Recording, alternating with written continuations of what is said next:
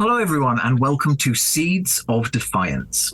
Thank you for joining us for an evening of Dungeons and Dragons.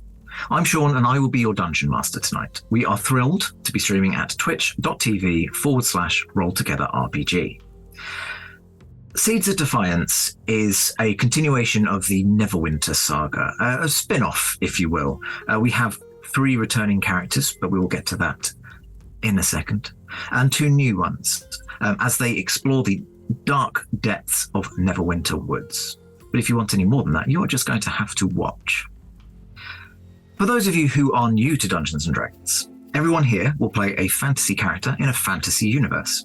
The 5 players each have their own unique character with sheets that tell them who they are, what they can do, the many and myriad ways in which they can derail my plans, and what dice they can roll in order to do it. They will mostly be rolling this imaginary 20-sided dice. Thank you, Post. To see if they succeed in what they are trying to do, with 20 being heroically good and 1 being hilariously bad. And whilst they play their characters, everything else in said fantasy universe is played by me. People, monsters, weather patterns, the sky is the limit. Between me describing the world and the story, the players describing what they want to do in it, and some dice rolls to keep everything unpredictable for all of us, we will tell our story. Now, let's meet the players, followed by our sponsors and our supporters. Hi, I'm G. I use he, him pronouns, and I'm playing protagonist Jones, who uses he, they pronouns. I'm not sure how much I really want to give away about protagonist at this point. They are a very secretive person. They're also a private detective, and what you would see when looking at them is a very tall person, probably around 6'5", 6'6", that has an octopus's head, a very long trench coat, large clunky metallic feet, tri-tentacle kind of hand things, and a very soggy fedora on top of a globe of water that surrounds the octopus head so that it can breathe, obviously. Hi, I'm Johnny. I go by he, him, and I am playing Rex Alafi, the half-orc cleric of peace. Rex is a fairly young half-orc cleric, but he sounds a little older. It's due to working with people of who have been infected and contracting several diseases himself, and now is a little bit hobbled as he walks along. Rex is a firm believer in protecting people around him and likes to be at the front of combat a lot. If you've seen previous shows, you may know one of his super moves as the hamster ball attack, which may or may not come up in future sessions. Hi, I'm Scarlett. I am she, they. I am playing Hera the Reborn Warlock. If you have a plant, she will probably talk to it. If you have any eyeballs flying around, she'll probably poke them. Hi, I am Rebecca Hare, and I use she, her pronouns. I am playing the Lady Eldith Dewdrop. She also uses she, her pronouns. She is a noble woman, beast barbarian, rune knight fighter, multi-class. She always looks absolutely fabulous and has a little bit of a temper tantrum if she doesn't get her own way. Hi, I'm Chris. I use they, them pronouns, and I'm playing Murine, who also uses they, them pronouns. Murine is a rat folk, definitely more rat than folk, and is currently on the run, running away from the only home they've ever known, Neverwinter, into the Neverwinter Wood in a desperate attempt to escape the mistakes of their past. It's going really well. We are delighted to be sponsored by HeroForge. HeroForge offers fully customizable tabletop minis with dozens of fantasy species and thousands of parts to choose from. You can see all of the minis that we designed for this stream in the overlay, and they animate when we enter the combat, so look out for that. HeroForge are fantastic, so do check out the Pro membership where you can get premium access to features ahead of time, and beta access to things, and all sorts of cool stuff that just makes your life a lot easier. And you can check them out at heroforge.com. We are delighted to be sponsored by Ultra Pro. They make accessories for D&D, Magic the Gathering, and more. My favourite part of their collection are their figurines of adorable power. Here is their gazer. They also make other things such as deck boxes if you play Magic the Gathering. You can find all of Ultra Pro stuff at ultrapro.com. Hey friends, check out our new sponsor, Phoenix Dice, for a carefully curated menagerie of click-clack math rocks for your delectation. Check out their entire selection at phoenixdice.com, and just so you know, Phoenix Dice are all about living gloriously in the worlds of tabletop games and sustainably in this one, which means their dice are working to be recycled, their packaging is recycled, the dice are made of sustainable materials. It's all great stuff. You should definitely get involved. You can also join us today in chat with a chance to be in a raffle and win some Phoenix Dice of your own. Just put !dice into chat and you'll be in with a chance to win. We are proud to be sponsored by Alchemy RPG. Reimagine your gaming experience with Alchemy. They're focused on creating immersive cinematic experiences everywhere you interact with tabletop role-playing games. Playing a game, creating a world, streaming, watching live games, discovering new content. Look at all the cool stuff that they are doing there. You can use environmental motion art, scene-based music, seamless character management to run your games over the internet, with upcoming features including homebrew content, streaming overlays, and spectator mode. So go and check out alchemyrpg.com. We're delighted to be supported by Idle Champions of the Forgotten Realms, a Dungeons & Dragons strategy video game that brings together D&D characters from novels, adventures, and multiple live streams into a single grand adventure. Select your heroes and formation and battle through waves of monsters for free on PC, phone, PlayStation, Xbox, and Nintendo Switch. You can pop exclamation code into chat for a free Electrum chest. We're delighted to be supported by Neverwinter. In Neverwinter, explore and defend one of the most beautiful cities from Dungeons & Dragons' Forgotten Realms campaign setting as it rises from the ashes of destruction. Epic stories, action combat, and classic role-playing await those heroes courageous enough to enter the fantastic world of Neverwinter. Neverwinter is completely free to play, so set yourself up an account today and pop !NW gift into chat for a link to a free gift. Check out our supporters at D&D Beyond, your guide to digital D&D. Make character sheets online, share them in a campaign, and track all of those tasty little stats in one easy place. You can use the Beyond app to track your characters on the go. You can also use their encounter tracker and archive monsters to run any smooth combat thing. You know what I'm saying. You're a DM. You've done this before.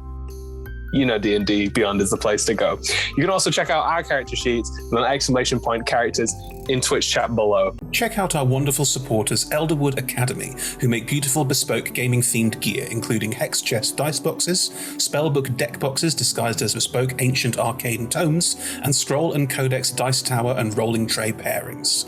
Make your own with their online designer at elderwoodacademy.com. This stream will run for 3 hours, and there will be a roughly 5 to 10 minute break somewhere near the middle. We run shows on Monday, Tuesday, and Friday at 6 p.m. Greenwich Meridian / British Summertime, which is 10 a.m. Pacific Time, 1 p.m. Eastern Standard Time, 7 p.m. in mainland Europe, and 2 a.m. Tuesday morning in Japan and parts of Australia. On Mondays and Tuesdays, we run TTRPG streams for 3 hours. And on Fridays, we run our talk show, Talk Together, for 1 hour. Our TTRPG streams can be one-shots, 4, 6, 8, or 12 weeks long. You can always find our latest schedule at twitch.tv/rolltogetherrpg/schedule. We are Roll Together RPG on all socials, so find us on Twitter, Instagram, Facebook, and even TikTok. Links in chat. Thank you to our D20 Club on Patreon. You can find a link in chat. Help us make our shows from just £1, $1, or $1 gold piece, and unlock more tiers by joining. Our D20 Club are fab. They've created a fan Discord for us. They've also made a wiki page for Roll Together. You can find that at rolltogether.fandom.com. Welcome to our podcast listeners. If you also would like to listen to us via podcast, you can search Roll Together RPG on your favourite podcast provider. If we're not there, let us know and we will add ourselves to that list. Finally, we play with a diverse group of players who play a diverse set of characters with wide-ranging sexual and gender identities. Our tables are trans and GNC positive, and we encourage and champion trans and GNC players and characters in our games. The DM and players may portray characters that are of a different gender than their own. We aim to avoid misgendering, but acknowledge that it does happen, and have a company policy in place for correcting people on pronouns. If we miss an instance of misgendering, we are open to being corrected, so please do just let us know if you think one has been missed. Check out !safety in chat for content warnings and some of the safety tools that we use throughout the TTRPG safety toolkit. And now, let us begin.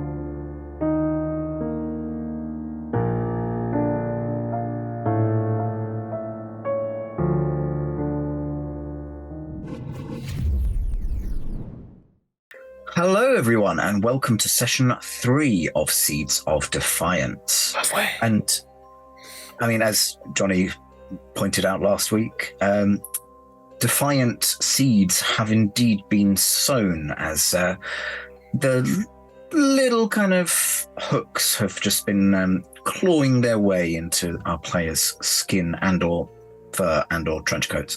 We're playing the same game. I think so. So last week, our players finished up in the banquet with the rat folk at Dryad Saddle. They slept overnight, resolving to visit the garden that they tend in the morning.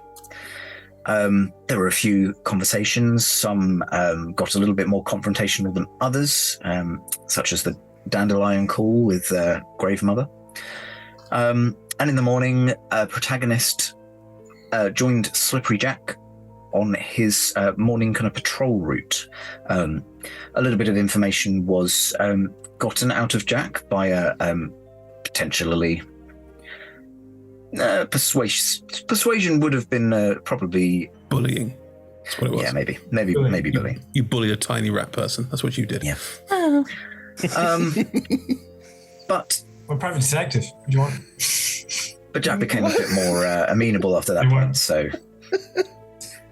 you then returned, had a bit of a to and fro about whether or not the right course of action was indeed to go to the garden. Eventually decided to go against Grave Mother's wishes and went down to the garden, where you were attacked by statues being puppeted by vine creatures. However, you cleverly destroyed the vines and the statues collapsed to no more than a pile of rubble.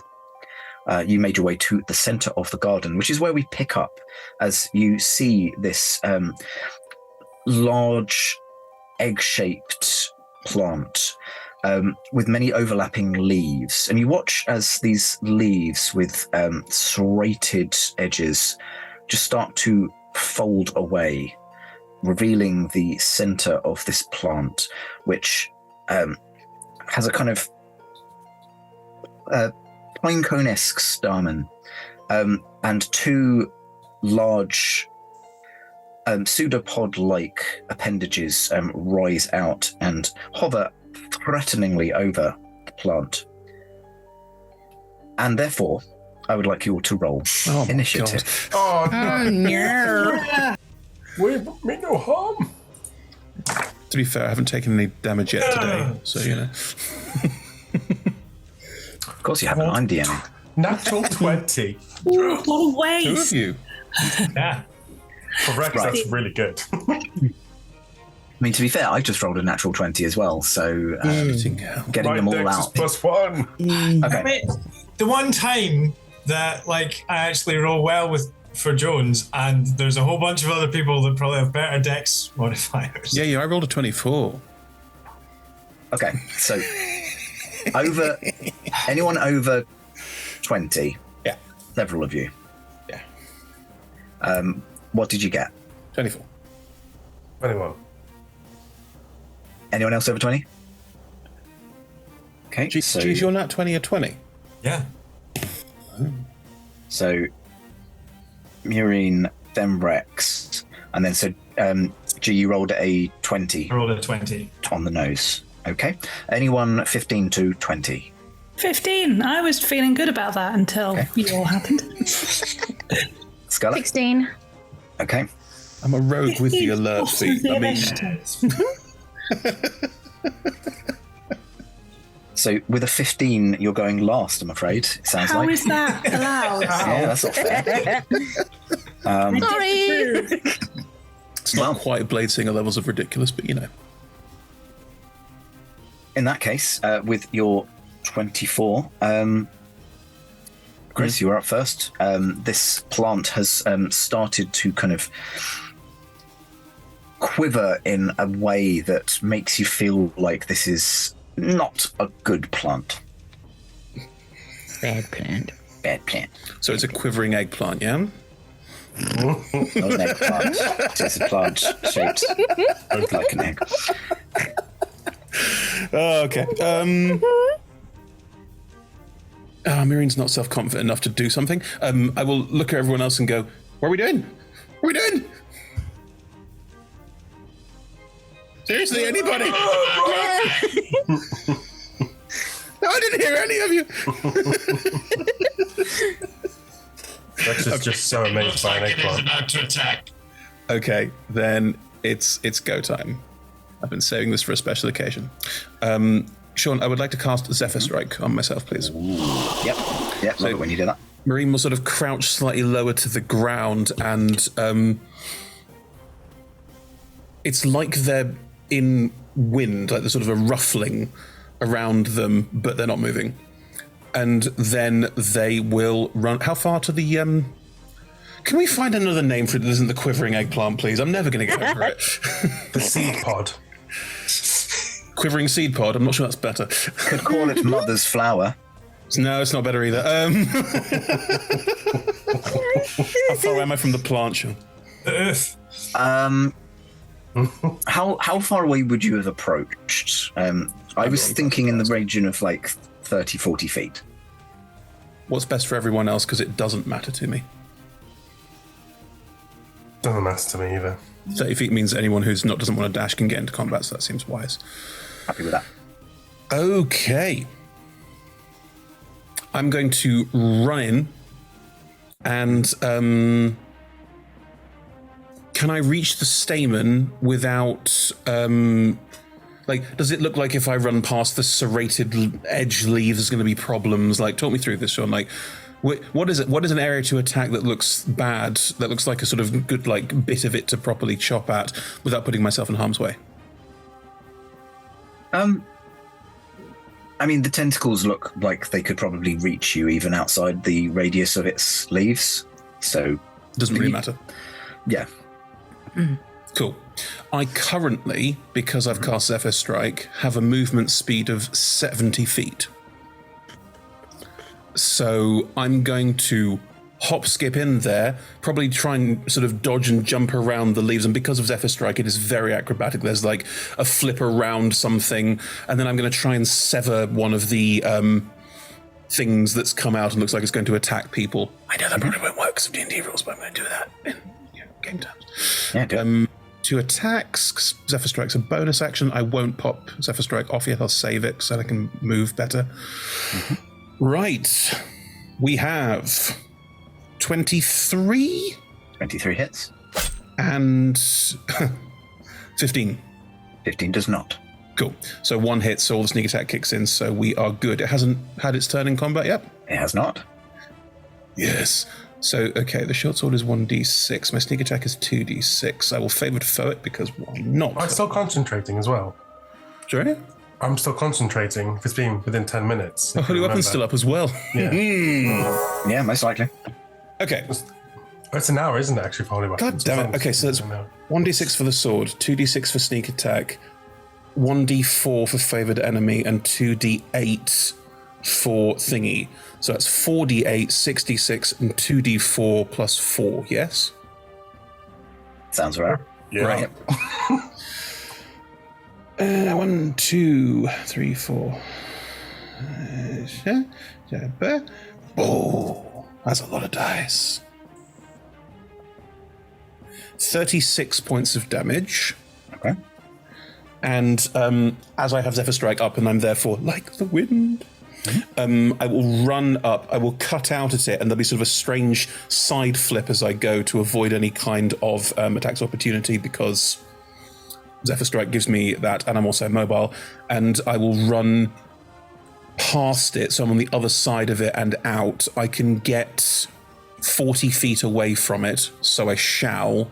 I use my bonus action, it's fine. So yes, I'm 40 feet away from it on the far side, having done the sort of very quick spin, cut and slashed it. And I think I am skidding to a halt on the far side with kind of like put the hand down and like slide stopping, because that's the only way I can stop myself when I'm at this sort of speed. But that's where I end up. Cool.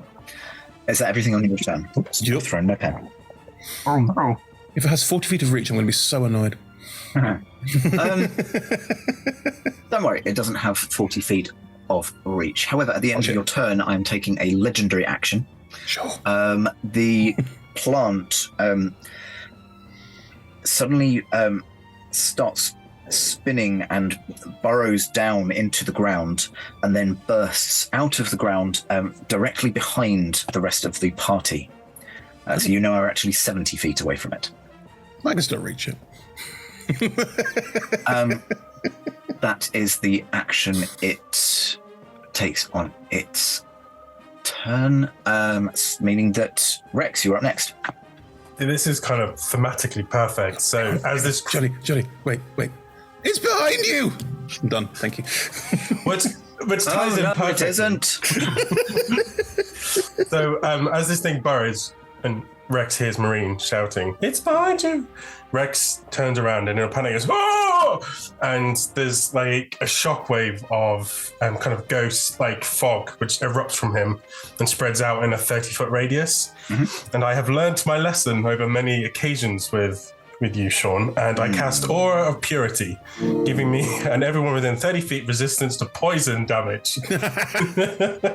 Not again! Unfortunately, Holy Weapon will drop because this is a concentration. And my bonus action is to... I don't have one, so it's nothing. I'm not going to move away from it because I'm terrified. It's probably got reach. I'm just like, okay. That's so everyone... Mm-hmm. Yeah, everyone within 30 feet of me, each non-hostile creature in the area, including me, can't become diseased and has resistance to poison damage. And we also have advantage on saving throws against effects that cause blind, charmed, deafened, frightened, paralyzed, poisoned, or stunned. Absolutely fine with me. Right. Is that everything on your turn? Yep. At the end of your turn, I'm taking a legendary action to bite one of you. Where's its mouth? Everywhere. The serrated leaves are just going to chomp at someone. Alphabetically, Rex is actually the number 4 I just rolled. So, yes, I'm making a bite on you. But I don't think that's going to get through your armor because that is only 14. Just raises his shield, blocks it. It's like, no, give it back. Okay. So that's the legendary action. Jones. Inspector Jones. Mm-hmm. So if it's in combat range. I am going to.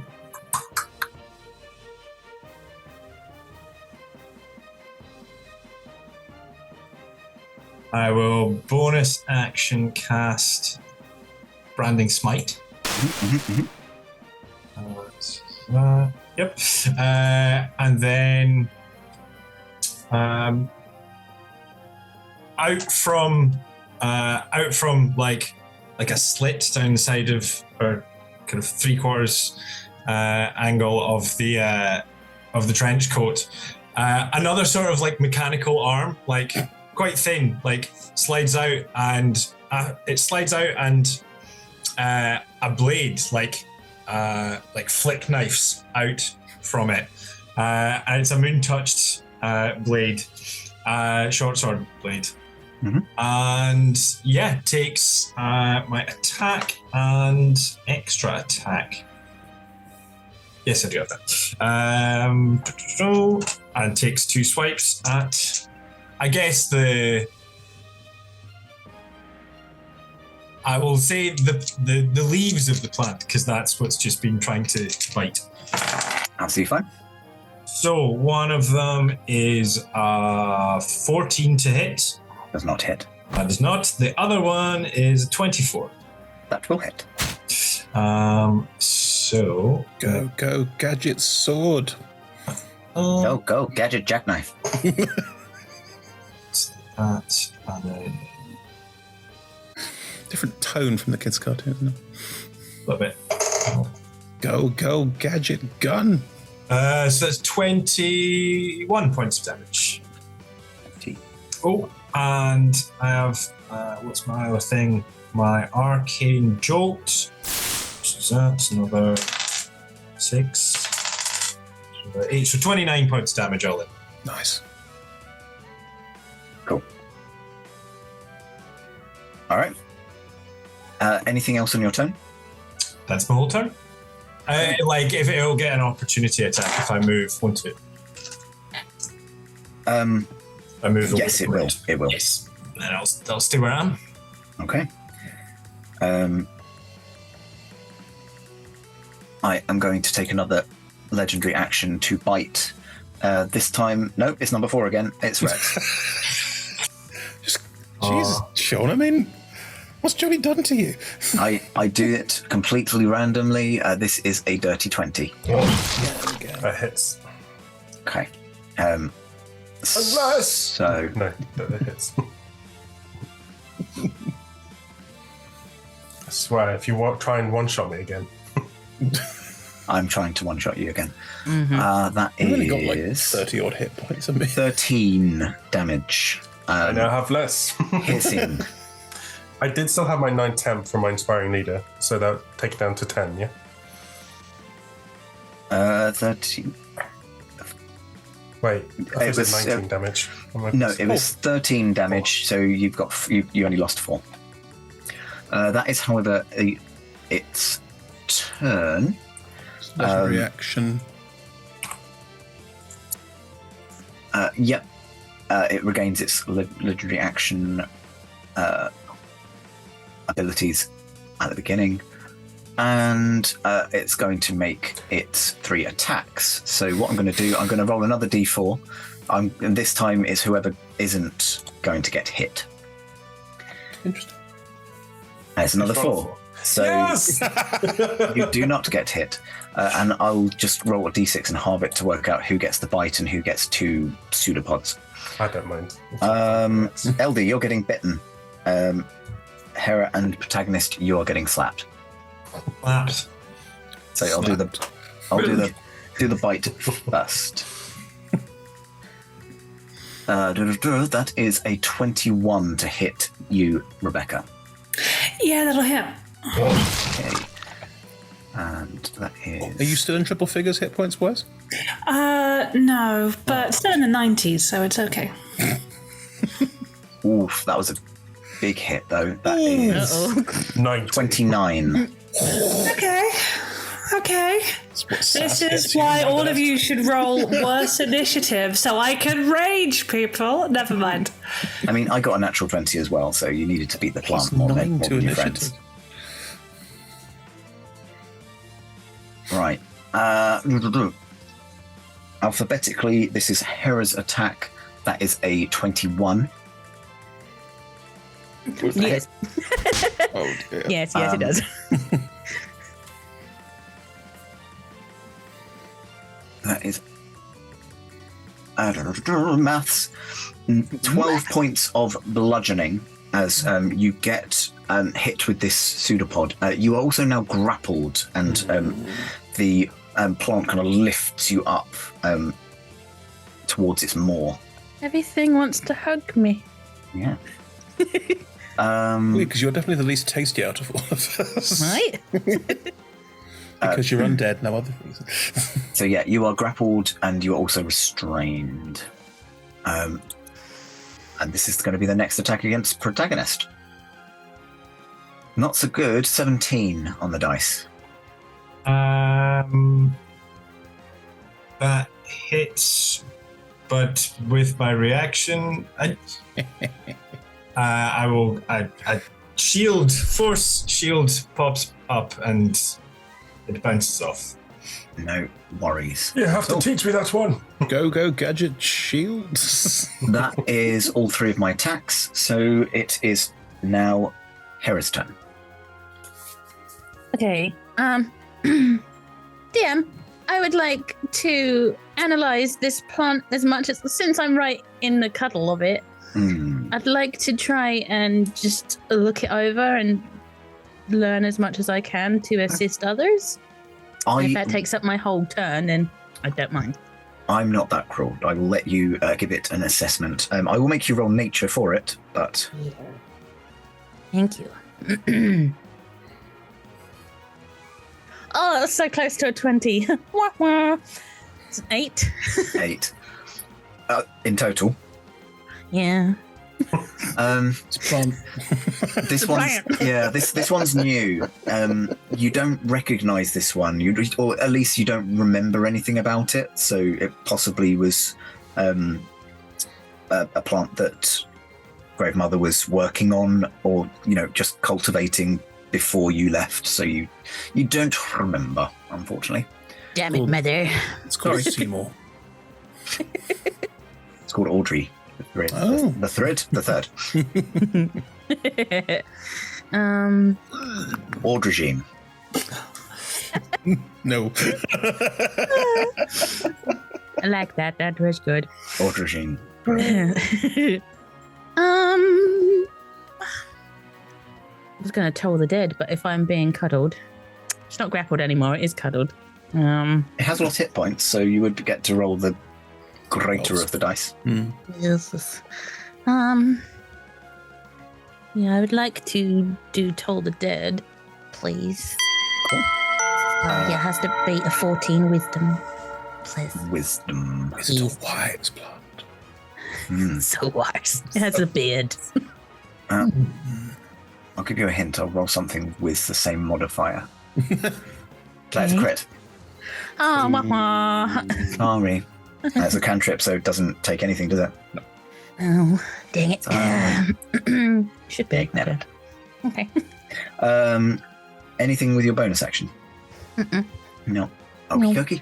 In that case, we are moving down to LD. LD will look at the plant in disbelief and anger and say, "It bit me." And as that happens, her own mouth will extend into fangs and jaws and beastie things, and she would like to bite it back, please. Okay. Bite my plant. I shall. I plan to. Is it just your mouth with sharper teeth, or is it like if you proper Wolfman muzzled out? Kind of more like, like an anglerfish, that underbite. It's not there. No, it's not better. Wolves can be cute. It's not cute. It's an underbite and teeth. And with that particular, it's making a little cage that anglerfish teeth have. Yeah. One is a 23 and one is an 18 to hit. They both hit. Excellent. Feed me. I'm raging, so that's +2 to each of them. Why do I act like I'm doing this for the first time ever every time we do this? Okay, that's 8 total on the D8 plus 16, so 24 points of damage. And I think I want to action surge and do it again. Okay. And actually, I used my bite attack, which means I get to add 2 hit points. Okay. Chomp. It'll help. Right, let's... Chlorophyll you up is what it'll do. Ooh. One is a 22 and one is a nat 20 for a 30. Yeah, those will both hit. Great. Chomp, motherfucker. I roll a lot of dice. Some of them have to come out as nat 20s. It's in my Fey contract. Okay. And that was good. That's 13 plus 4 is 17 plus another 7 is 24. But you don't double the modifiers. That's plus 16, another 40 points of damage. Plus. Fantastic. We're only 25 minutes in and I'm already worrying for my plant. How is Mother's quivering? No. What is why? Plant?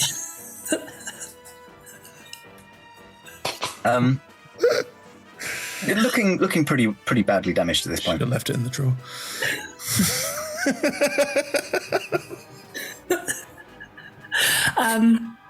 Excellent. That's my turn. Oh, and then for my movement, I will just maneuver so I can be within 5 feet of as many people as possible. Okay. As a legendary action at the end of your turn, the plant will again burrow down into the ground and Run away. bursts out of the ground about 60 feet away from your group, but also a little bit towards Meereen. So you're within easy snacking distance as well. Am I? It's not like right next to you, but like just for ease of and my own maths, it's going to be 60 feet away from all of you. Great. Cool. I'm sure That's someone in chat will work out what the exact angles of this isosceles triangle are. Pythagoras doesn't exist in D&D. It's the rules. Yep. Is that everything on your turn? Yes. Dabby, Dozy. It did move after I ended my turn. I can't say it's moved and now I will move 30 feet towards it. It does it at the end of another creature's turn. Right, yeah. So I thought so. Yeah. It would save me a action next turn. Never mind. No, I appreciate that, but no, afraid not. And also, I'm flavouring a teleport ability in case you're wondering why none of you are getting opportunities on this. Right. Yeah, top of the round, Meereen. Sean, I'm going to use my bonus action to dash, which doubles all of my movement. Okay. That means I can move 140 feet. Fantastic. Yes, it is. Right. I am going to... There's a swarm of rats following you as you move this fast. It's like a cloud of rat. Yeah, it's like a cloud of rat. Cloud of rat. Oh, I didn't add the d6 for the cloud of rat to my first attack roll. Can I add to this? Do you want to roll it now? Yes. No, I'm going to attack again. Obviously, I'll just add it. I'll double it. Okay, right. I'm going to pop off the Zephyr Strike, so I'm going to run up its central stamen, phrasing, and then I'm going to, with both short swords, stab with a and see what that does to it.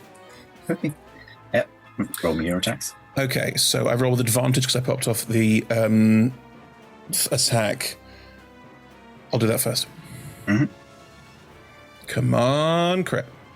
Come on, crit. That's not a crit at all. It's an 18. 18 hits. Right. Right. So I will just stab it. Technically attacking it twice. Second one doesn't get the advantage though, so I'll just roll that one. 17? To hit? Yeah. Hits. Great. Okay. Bad rolls there. Right. So that is short swords. 1d6. 2d6. Sneak attack. 2 more d6. Rats. And we're adding one on for last round. 2 more d6. 1d4 for the favoured foe, but no d8s because Holy Weapon has gone. Right. That's right. 6d6 and 2d4. Plus 4. Oh, sorry. There's the d8. And there's 1d8 because I popped off the Zephyr Strike. That's it. 1d8. 6d6. 1d4. That's a much better roll. 40 total. Okay. Is it dead? No. Cool. When I pop off Zephyr Strike, I still maintain the 30 feet of extra movement till the end of my turn, so I will backflip off it and 60, because I dashed. Go back to where I was. Okay. Actually, no, because the other 60 feet away too. I'll rejoin my friends. And just reappear. I'll backflip and land amongst all of them and go, hello. I realised as well that I forgot to narrate when it burst down into the ground and then popped back out again. It is still carrying Hera. It dragged you down with it, so you just popped out of the ground. Oh, Hera's still there. No, I can't be within. I can't be within range of it. Nothing hits me. No, I'm going to go and jump off it and land amongst my friends. As a legendary action at the end of your turn, it again kind of burrows down into the ground, but you can see that the pseudopod that's holding Hera is still kind of just above the level of the ground, so it's kind of it's basically just burrowed so that it's hidden away, giving it Sarah just, no one can see me. But that is the action on its turn. So next up is Rex. It's now 60 feet away from you. Okay, so if I move 30 feet towards it, I would technically be 30 feet away from my allies and 30 feet away from Hera. Yes. Would you accept? Yeah. Maths. Oh, That's great. crap. Yeah, fair. What? Why is that? We're all resistant to poison right now. Yeah. It helps. I'm already resistant to poison and immune to disease. It doesn't. Well, screw my spell. That's for me. Great. No, that's fantastic. Not getting poisoned. Tick. So Rex, again, he kind of holds his mace in his shield hand and he traces 4 little like skeletal hands in the air. 1, 2, 3, 4. And then he does like a little like, and one of them is going to shoot out. Yeah. Go! One of them will rocket towards Hera and hover above her forehead. And then another one will go over Rex's head. And the 2 others will rocket backwards and go over Eldith's and Protagonist's head. And that's me using my emboldening bond. Wow. Which unfortunately... Can I just say, just because I think this would be fun. I don't know. Maybe not everyone will notice this, depending on your passive perception. The one that goes towards Protagonist Jones doesn't hover over the head of the octopus. It goes and sort of hovers around the chest area. Oh, really? Oh. Wait. I didn't mean that. Different head. It's meant to be higher. So yeah, that's me using emboldening bond. So whilst you're within 30 feet of me, not only do you have the poison now resistance and the disease immunity, you can also add a d4 to any attack roll, ability check, or saving throw that you need to make. Amazing, thank you. That's a great ability. And then as my and also whilst you're within 30 feet, you can use your reaction to teleport. Emboldening bond. When one of the people that are bonded are about to take damage, a second bonded creature within 30 feet can use its reaction to teleport to an unoccupied space within 5 feet of the first creature. So you both stay there, and the second creature then takes all the damage. So you take the damage, and then you're both in the area. And then as my bonus action, I would like to cast a spell. Please do. I'm going to cast, so again, still just after finishing tracing the skeletal hands, he does this big wide arc, and as he kind of trails his finger up in this arcing curve, this spectral scythe appears in front of him, and I'm using spiritual weapon. Nice. And just because it's thematically cool, he then spins it, and it just starts doing like a whirlwind, and it shoots it forward again, and like a upside down lawnmower blade, it just goes straight towards this thing and attempts to cut the pseudopod that is holding onto Hera. Whack that weed. Please make the roll with disadvantage. I will try. Because it's Yep. Disadvantage roll. under the ground. That is a natural 1.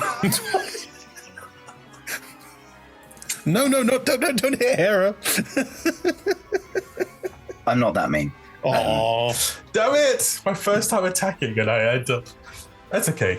It was thematically cool. Yeah. Oh, you kind of you go for it, but you misjudge, and the blade just doesn't quite because you're trying to avoid Harry. It just doesn't really go anywhere near.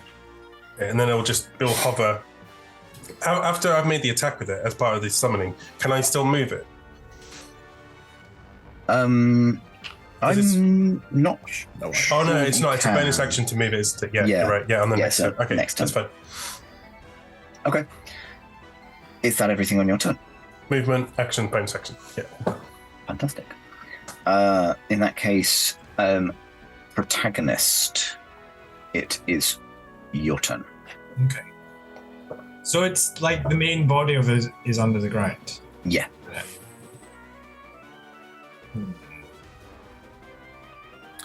It just gives disadvantage, yes? So again, I'm thematically describing invisibility. I just didn't want it to be invisible. Gotcha. I see. So yeah, for the purpose of hiding, it's heavily obscured. Yeah. Gotcha. That makes sense. Cool. In that case,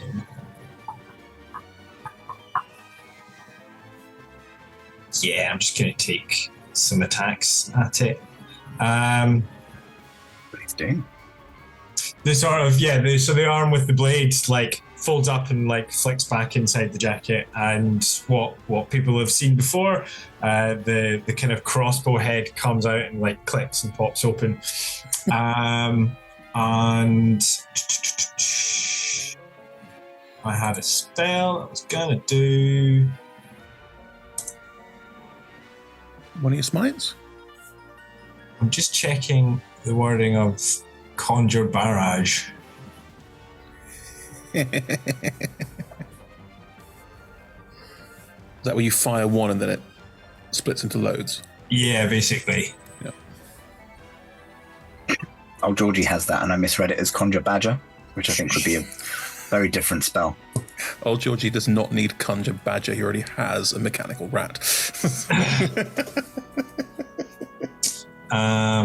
Yeah, no, it's each creature in a 60-foot cone, which would obviously include Hera, so I'm not going to do that. I'm just going to do Branding Smite again, I think. There's one, I think it's called Hail of Thorns or something, that does a similar thing, but you can target it better. You say this, but theoretically, hypothetically, if you hit Hera for a few small points of damage, could then someone who's a massive dank teleport in, extricate Hera from her grapple, Brilliant. And the person who's teleported in wouldn't be grappled, they'd just be, say, within melee range of the thing they wanted to, say, bite? You caught on. That's cool. That's very cool.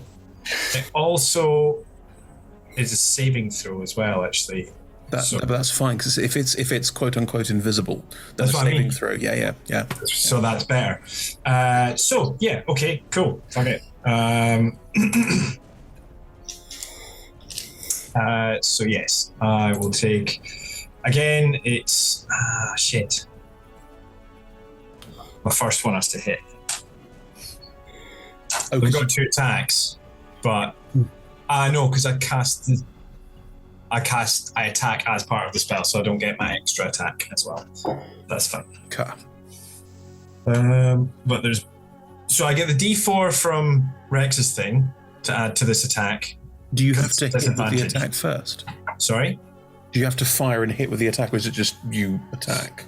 It's a saving throw, isn't it? No, Saving throw. as part of the spell, it says you throw a non-magical weapon or fire a piece of non-magical ammunition into the air to create a cone of identical weapons. Which means you're not shooting to hit, you're shooting into the air. Yeah. Oh, that's true. You don't have to roll. Yeah, okay, cool. So I was just reading the spell myself. So yeah, it's just a saving throw from me, correct? Okay. Dexterity saving throw.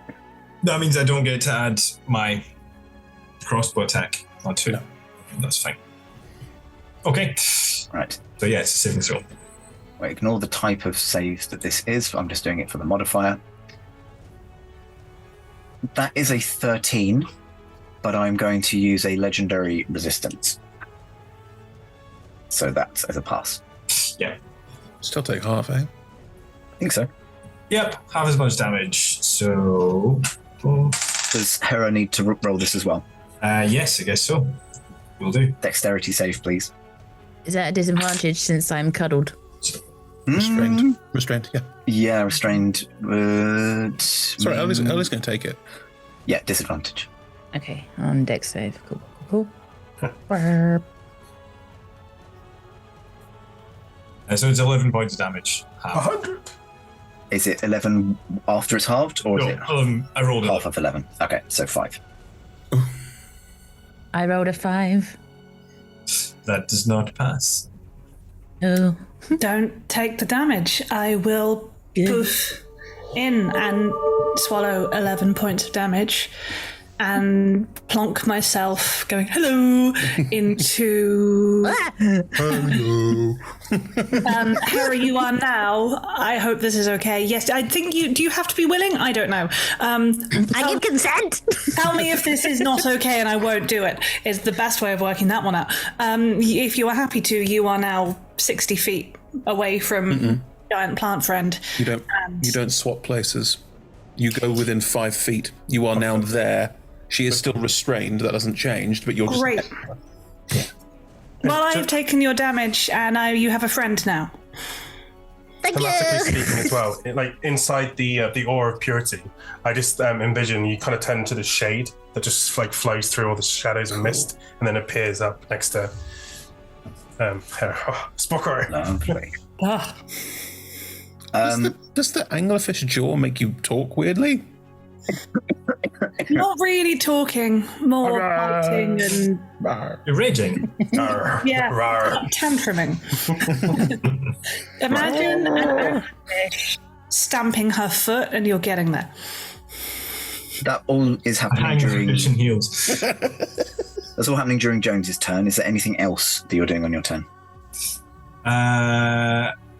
So That's a spell action. Is an action, isn't it? Yeah, that was my action. Bonus. I don't think I can. Yeah, no, I can't get close enough to it to do that. Let me just check one thing.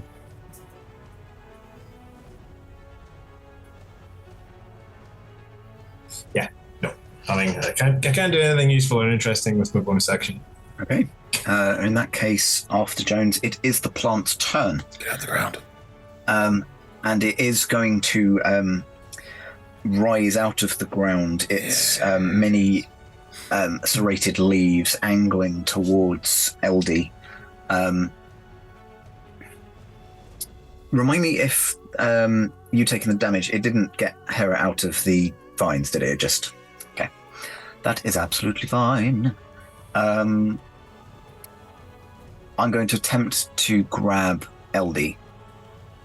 So first up is 22 to hit. Yep. Doesn't matter. That is not a high roll, only 9 points of bludgeoning, which you halve because of raging. And cross. Did I halve the 11 as well? Yeah. Oh, What kind of damage is it? What type of damage? Yeah, was it? Conjured Barrage is... Same type as the type of weapon or ammunition used. Probably piercing. Great, then I have it. Brilliant. So it was 11, so 5. you would... Yeah, I've added 6 back on. Absolutely fine. So yeah, and half of the 9 would therefore be 4. Gorgeous. However, because you got hit, you are grappled, and further attacks on you are therefore at... Are they... Are you grappled or restrained? You said that Scar was restrained. Grappled and restrained. Because restrained gives you advantage on the attack. Okay. Yeah. Yeah. So it is going to lift you over its maw and use the bite on you this time. Rude. It's very rude. Afraid so. But that's not a great hit. That's only 17. My armor class is 16, Sean. Sorry. It's all right. That's what I'm here for. Absorb all the hits while you do all the damage, right? You to my party, not you, Sean. No. Me. That's a big one. That is 27. Cool. But it is halved. Yeah, it's piercing damage, so it's halved. Gorgeous. So 13. Yes, thank you very much. Yes, it is. It has one attack left, which I think is going to assign to Hera, which it's just occurred to me. I don't think I rolled that attack with advantage. I think I just rolled it. So I'm just going to... Yeah, no, it's not a crit. You don't have to worry. Good. So Hera is also restrained, so this is with advantage. The highest dice is only a 13, though, so that is 20 to hit. Yep. And 2d6. You're already grappled, so it doesn't really do anything else, but it's 12 points of bludgeoning damage as another tentacle just kind of smacks you around the head while you're hanging upside down. Ow. But that is its 3 attacks, so that is it. And Hera, you are up next. Okay. I'm getting annoyed by this plant now, so my plan of action has changed. Hold on. I need to... I might have to cast Blight on it again. Do it. Because it's very annoying, and it's just hurting everyone else. If Sean's going to give us all plants to fight, then Blight is the obvious solution. Yeah. Okay. Yes, I'd like to cast Blight, please. Blight? Especially since it's out of the ground now. What is that? Is it an attack roll? Is it a save? It's a save. Constitution of 14. Okay, Constitution. I think it has disadvantage because it's a plant, Scar. Ooh. Let me read it. Hold on a minute. I'm not sure you know.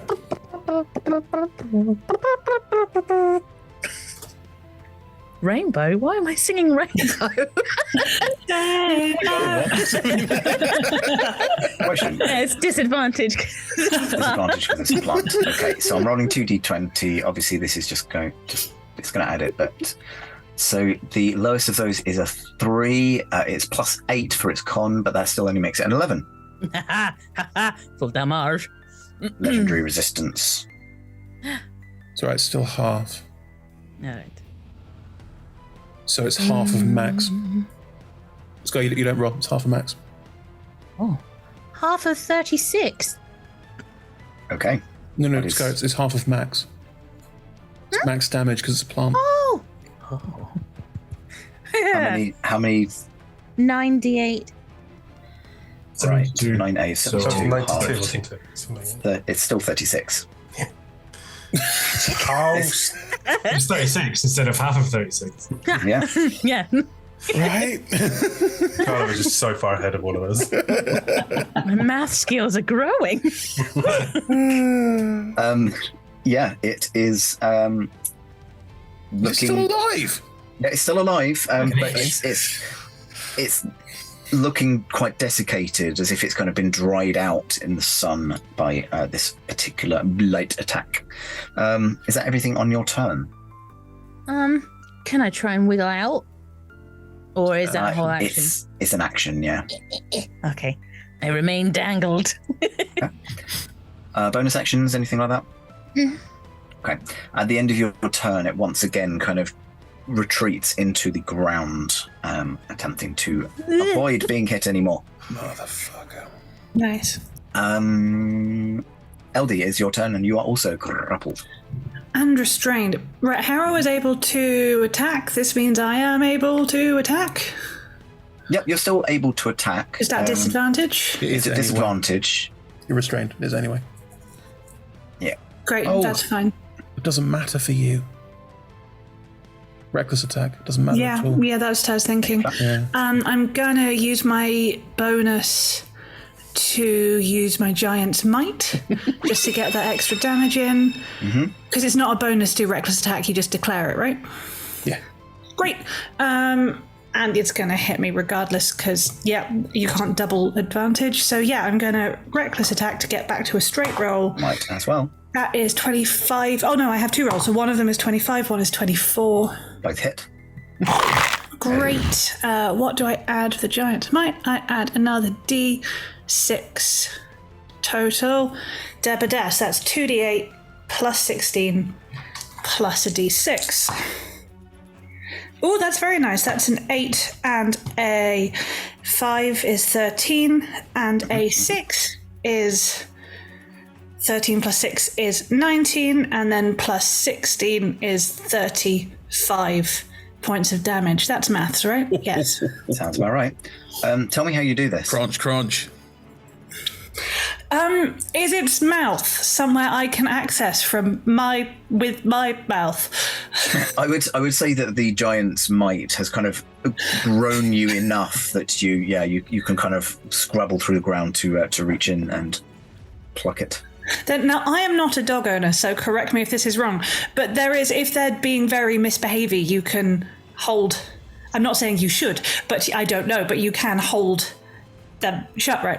She will do that, but with her jaws. I think she can probably unhinge once she's got her Giant's Might on and clomp down. And then I think she will, if we say she clomps on with her first bite, and then with her second, she just rips it off. You uproot this plant creature from the ground, and it eventually, you after shaking it a bit, it stops moving. You believe that you have won this combat. Now there's how a dog behaves. Bite something, shake it until it stops moving. I'm going to say this now, before I forget. You have all earned a level up. Boom. Ooh. So we'll probably, do that over the break, but for all intents and purposes, you've now got it. I don't trust you not to throw another combat at us in about 23 seconds, so... We're going to do these things. Maybe. You're out of combat. Ooh. How badly hurt do people look? Not at all. You'd see Rex beginning to channel some kind of healing spell as well. Never mind. LD is down to if you could put a numerical value on it, maybe a third of her usual vitality. He stops casting the spell he was doing. Maybe 1 by 1. Do you need any help, Rex? I can do a bit. You can do a bit too. Yep. It's less like... Well, how about I help you? It's just under half, actually. It wasn't that bad. Like a field medic. I don't know what I'm actually doing. Oh, yes, don't worry. Mr. Jones, do you have any healing magic left? You did something incredible the other day.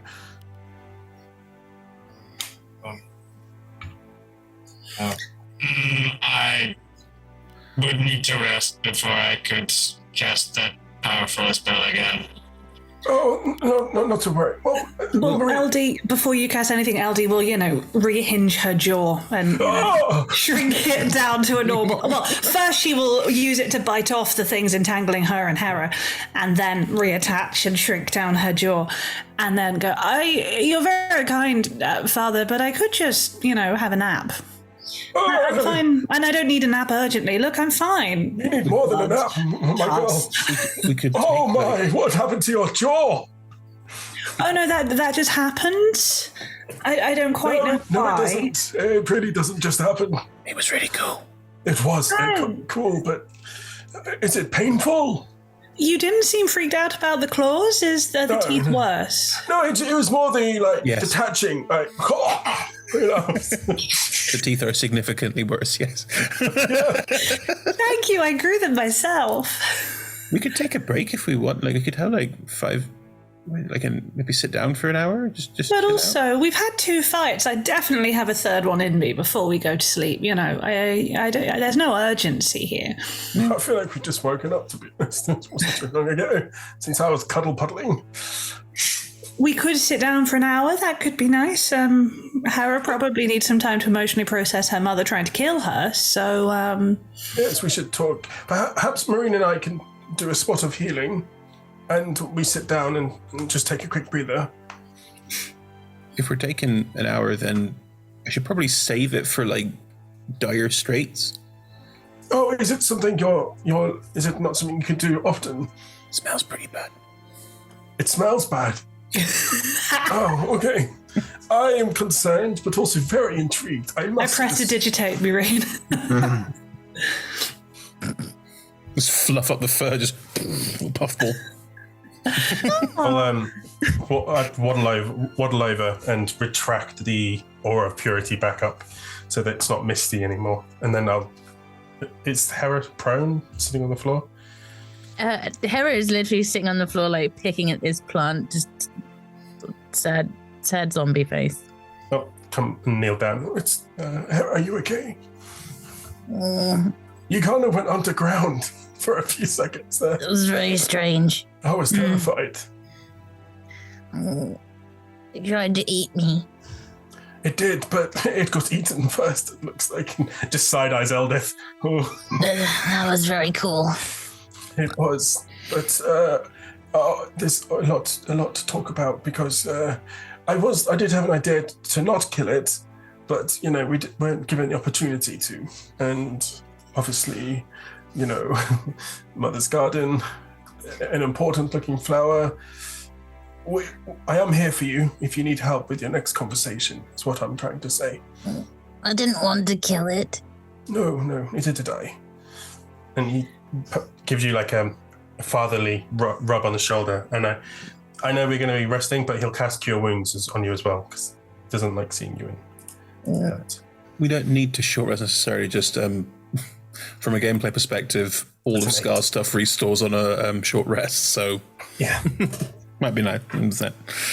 So he just I think I get much fatherly reassuring rub, and then it's 8 points of healing, just a little bit. Thank you. Shall we sit down for a second then and just catch our breaths? I honestly thought I was going to inhale poison again there, but looks like not every plant has the same trick up its Is that something you do a lot? Well, there was yeah. You seem really concerned about poison breath. Does this just happen to you? Well, obviously, first encounter in this forest is breathing in poison. When I was in the city, I accidentally went too close to a bloated creature, and it exploded in my face. So yes, it happens a lot. It's very painful. Did you get that looked at? Because when they explode, you things happen. Oh yes, I grew eyes over my body, but I can remove that. Don't worry. That was fun. Hera might still have some, actually. I might. I just had like my ears and my nose and other places all like fill in. Yes, weird. There was several places that I felt fill in. Yeah. He had eyeballs on the back of his neck. But anyway, come sit down. Come sit down, everybody. I'm just going to sit slightly further away from Rex. Protagonist, if as we all gather, if you would allow me a moment to inspect you before my spell ends, my magic usually rests above the forehead of a creature across the mind, and mine seem to be I apologize, gone astray. I would just like to inspect that if you don't mind me looking in that area. There is nothing wrong with your magics, and with all due respect, I would prefer not to be examined. Oh, of course. Are you okay? I'm perfectly fine. Thank you for your concern. Okay. There is certainly nothing wrong, and I appreciate your help during the battle. Can I insight check? There's definitely nothing wrong. Yeah. G, please roll me a either persuasion or deception, whichever is apt. And Johnny, roll me the insight check. If you lose G, you've got to tell us whether it was deception or persuasion. Nice. I only wanted it. My passive was 19, but I wanted an active, and it was an 11. Well, mine was only an 8. Oh! Which is persuasion, which, like, I am, like, Jones is totally fine. Okay. I'll bear that in mind for future conversations. Doesn't need to be looked in any further then. Perhaps we'll just sit down alongside Hera then. Mr. Jones? Yes, Marine.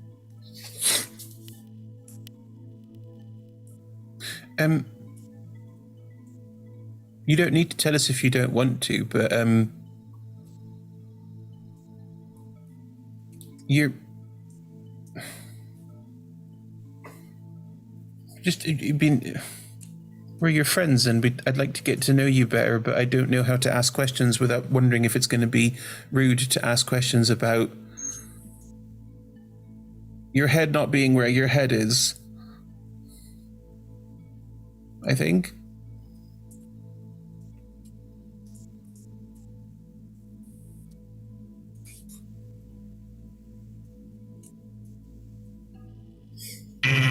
I am not constructed in the same configuration as most creatures. I consider you a friend too. Okay. My past. There are people from my past who I believe would like to find me. I have changed myself a lot since they last saw me. Right. This is what I am now and who I am now.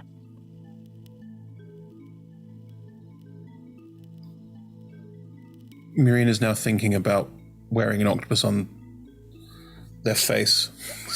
They're just looking at you. Like, I don't know how you can see that, but there's definitely a visual of, like, wondering if they should do that to also hide from other people. I mean, that's an 18 insight. I mean, there's no charisma, yeah.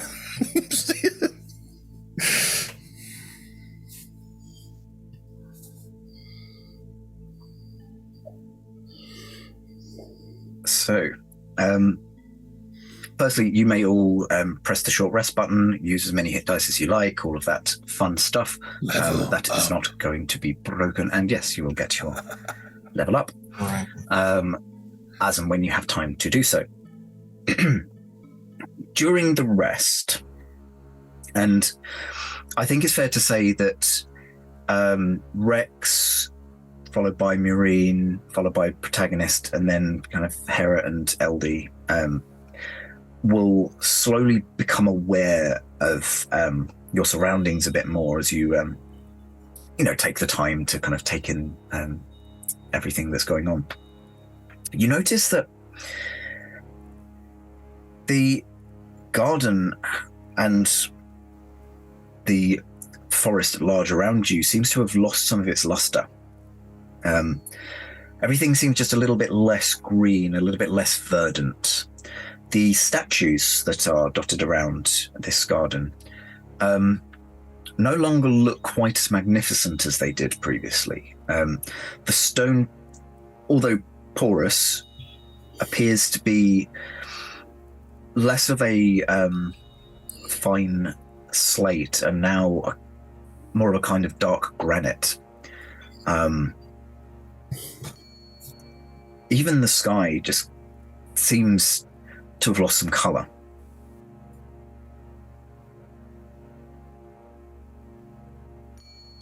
No.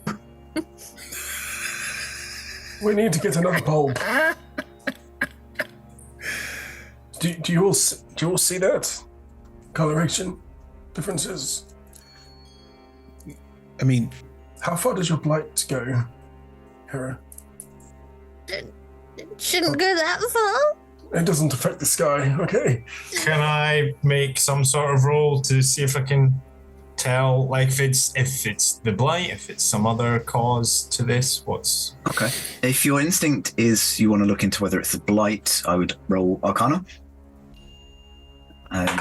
Yeah. I want to just have a look around and see what might have caused this. I don't think LD would think it was the blight. I don't think she knows enough about the spell that Hera used, but she does know a bit about trees and nature and things. Am I right to make a nature check? Yeah, if you're looking for nature, that's fine. Arcana was only 9. 9. I mean, you are aware of powerful wizards who have kind of the ability to affect things on a grand scale. With a 9, you hadn't previously counted Hera maybe as one of those, but the evidence maybe is pointing towards a greater power there. 23 for nature. 23 for nature. I would say that you, from looking around at the forest, you when you entered the Neverwinter Woods, it was quite dark, quite dreary. It wasn't a vibrant, verdant garden. So although you have definitely noticed a kind of dimming of the hues of the forest, you kind of realize it's not that the world has gotten, more drab. It's that this area that had been more vibrant than usual has returned to normal. Hera, I think you're all right. Don't you remember, this just looks like normal, and then it's been a bit brightly coloured since we got into the...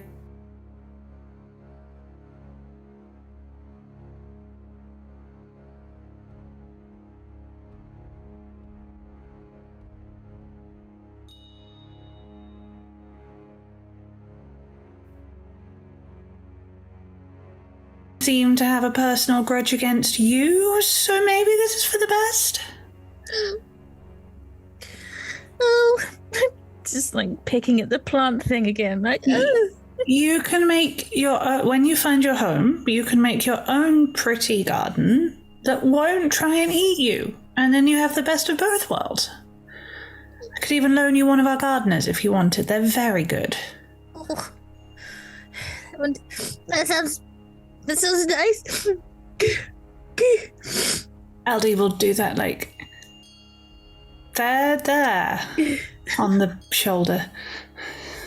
You have a tiny rat snuggling into your side as well. Oh! And about 100 other tiny rats all snuggling into your side as well. Oh, suddenly less cute. They're all lovely. Only half of them look terrifying. Individually, very cute. Swarm, concerning. Have any of the swarm been prestidigitated? I've kind of, it's up to Chris, I think, or Sean, but I've kind of been assuming every time I prestidigitate Murine, they sort of just get caught up in it. So every time Murine turned into a little furball, there's 100 more tiny pom-pom rats at the same time. What I have is that I become a pom-pom rat and then all of the other smaller rats just make me filthy again in about 30 seconds. Both. Lots of tiny pom-poms make you filthy again. Yeah, lots of tiny filthy pom-poms, that's right. This kind of pom-pom. We should probably inform Oka and Dryad's Saddle of their protection may be gone, and so their boundaries. I think we may have just removed that protection for them. Oh. They might be angry at us. They may. I mean, they are lovely, but I am worried that we may have done... But we didn't much have a choice here. It was a survival fight. But we may have done some damage beyond what we can see with just our eyes. Can I do a perception check? I want to know if Slippery Jack's still Okay. Stalking around. What is Slippery Jack's stealth checks been? Because Rex is here and I'm here.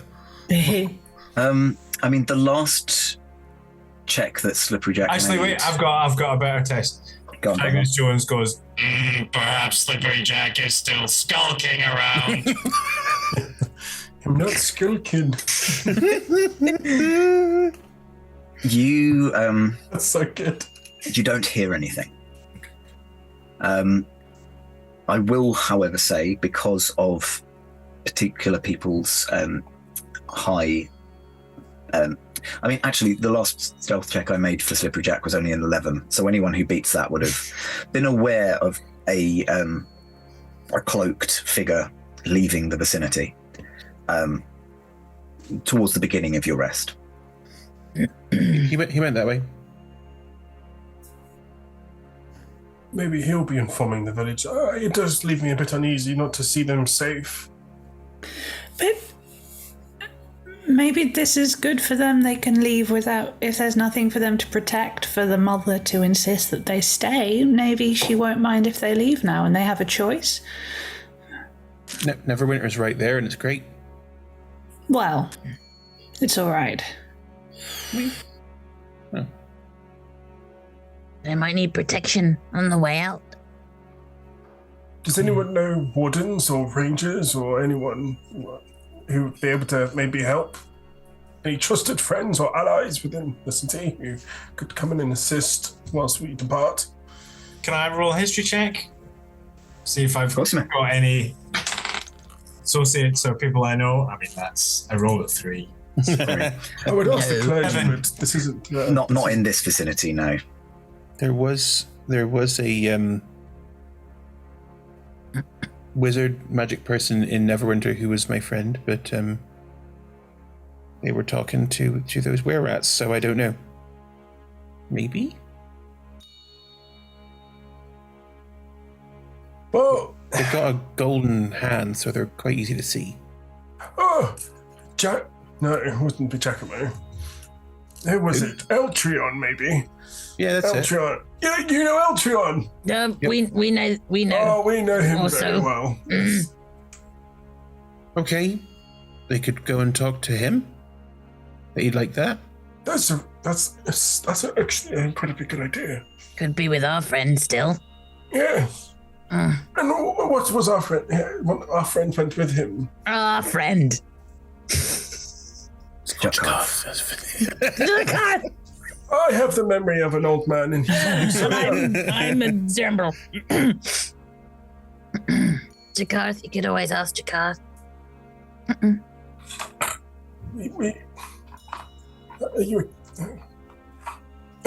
you all right? Is your mouth hurting?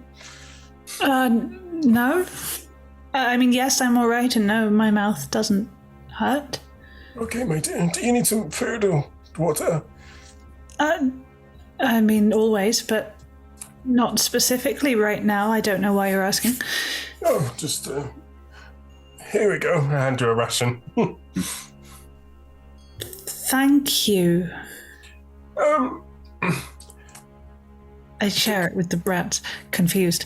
Yeah, I'm going to look at Scarlet with a kind of, why is he being weird kind of look? Who's Scarlet? I'm going to look at Hera. Reed looks at Hera with a kind of, Rex is being dad weird. Instincts. His dad instincts. Don't worry about it. Does anyone have the ability to send messages over long periods of distance? No. I'm looking at protagonist. In particular. Only with 5 feet. Well, let's leave it for now, I guess. Not much we can do unless we backtrack. I mean, would you like to head to Dryad Saddle? We probably should tell them that we sort of destroyed that sacred garden. Cabbage, pear, mango thing. The special I'm turnip. not sure that is necessarily our responsibility. I would like to have another look at some of the stone structures now, though. Because someone's paying you to look at them, all right? Yes, I was right. employed to investigate. Who employed you? A researcher. The identity is confidential. Client privilege, you understand? Not really, but okay. They wanted to know about the mother's garden. They were an academic interested in the stone structures, but their researchers kept getting attacked. My insight is bad, but Eldith is maybe paranoid. Please, can I insight check that? Sure. Me too. It's definitely one of Sean's nasty fucking wizards. There's no question. Just in character, I have no idea. An advantage, because I don't know why I have advantage in insight, but I do. That's 10. My insight is so bad. Persuasion or deception? 8 that's for true me. or not? Persuasion, so that's only 5. Okay. You can probably give out a little bit more information than you're saying. Obviously, you're not going to get the name of the wizard from just, reading Jones's octopus expressions. It begins with an A. It does begin with a fucking A and all. That's why I picked them. I too have seen Sean's previous campaigns. No, yeah, I mean, you don't get anything about the name. I don't have any other information about the case I was given. Like, that's as much as Sean. Can we vibe check? From the winning check, do we think protagonist thinks his client is a stand-up guy? From your vibe check, protagonist Jones is not interested in whether or not their client is a stand-up guy, but they have taken this specific job because they have not been asked to do anything that is out with their own moral code. No, that counts as something, which is better than LD normally gets on insight. I'll take it. Thank you. So definitely sus as all fuck and probably one of Sean's nasty wizards. We all know that now. Yes, but our characters don't. Are you heading to Dryad Saddle? Do we want to go back and tell him, or do we want to go look at the rocks? If we don't tell them, it could put them in danger. Oh, I've just remembered I can cast that spell over long distances. Oh, don't do that. You scared me. I was just checking my spell book. I was like, it's a prepared spell. You actually prepared it today. Okay. No, I haven't really done preparing spells much, so it's I think it's something that I have always because of my thing. But can I cast Sending to Eltrion? To Eltrion? I mean, sure. Go on, do your best, David. I'm not doing. Go on, do your best Irish, David. Yeah. It was more the making decisions on behalf of a player that I'm. It's like it's this plane of existence, isn't it? Yeah, he's not here. Fuck it. Okay, I have my 25 words. Go on. Just don't ask him to make any decisions. Before anyone who watched the viscous cycle, you'll understand the beginning part of this. Eltrion, this is your god speaking. Send rangers to check on ratfolk in center of the obsidian obelisk arcs in Neverwinter Forest. Love, Rex.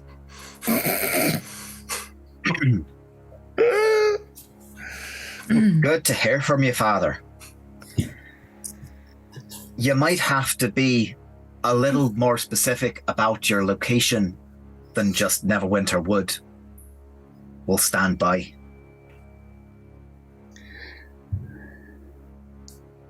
Okay, I will wait until I can do that again. I could do an Eldritch Blast up into the sky again. So that last time. No, it's fine. The next sending will just start with, look, it's perfectly simple.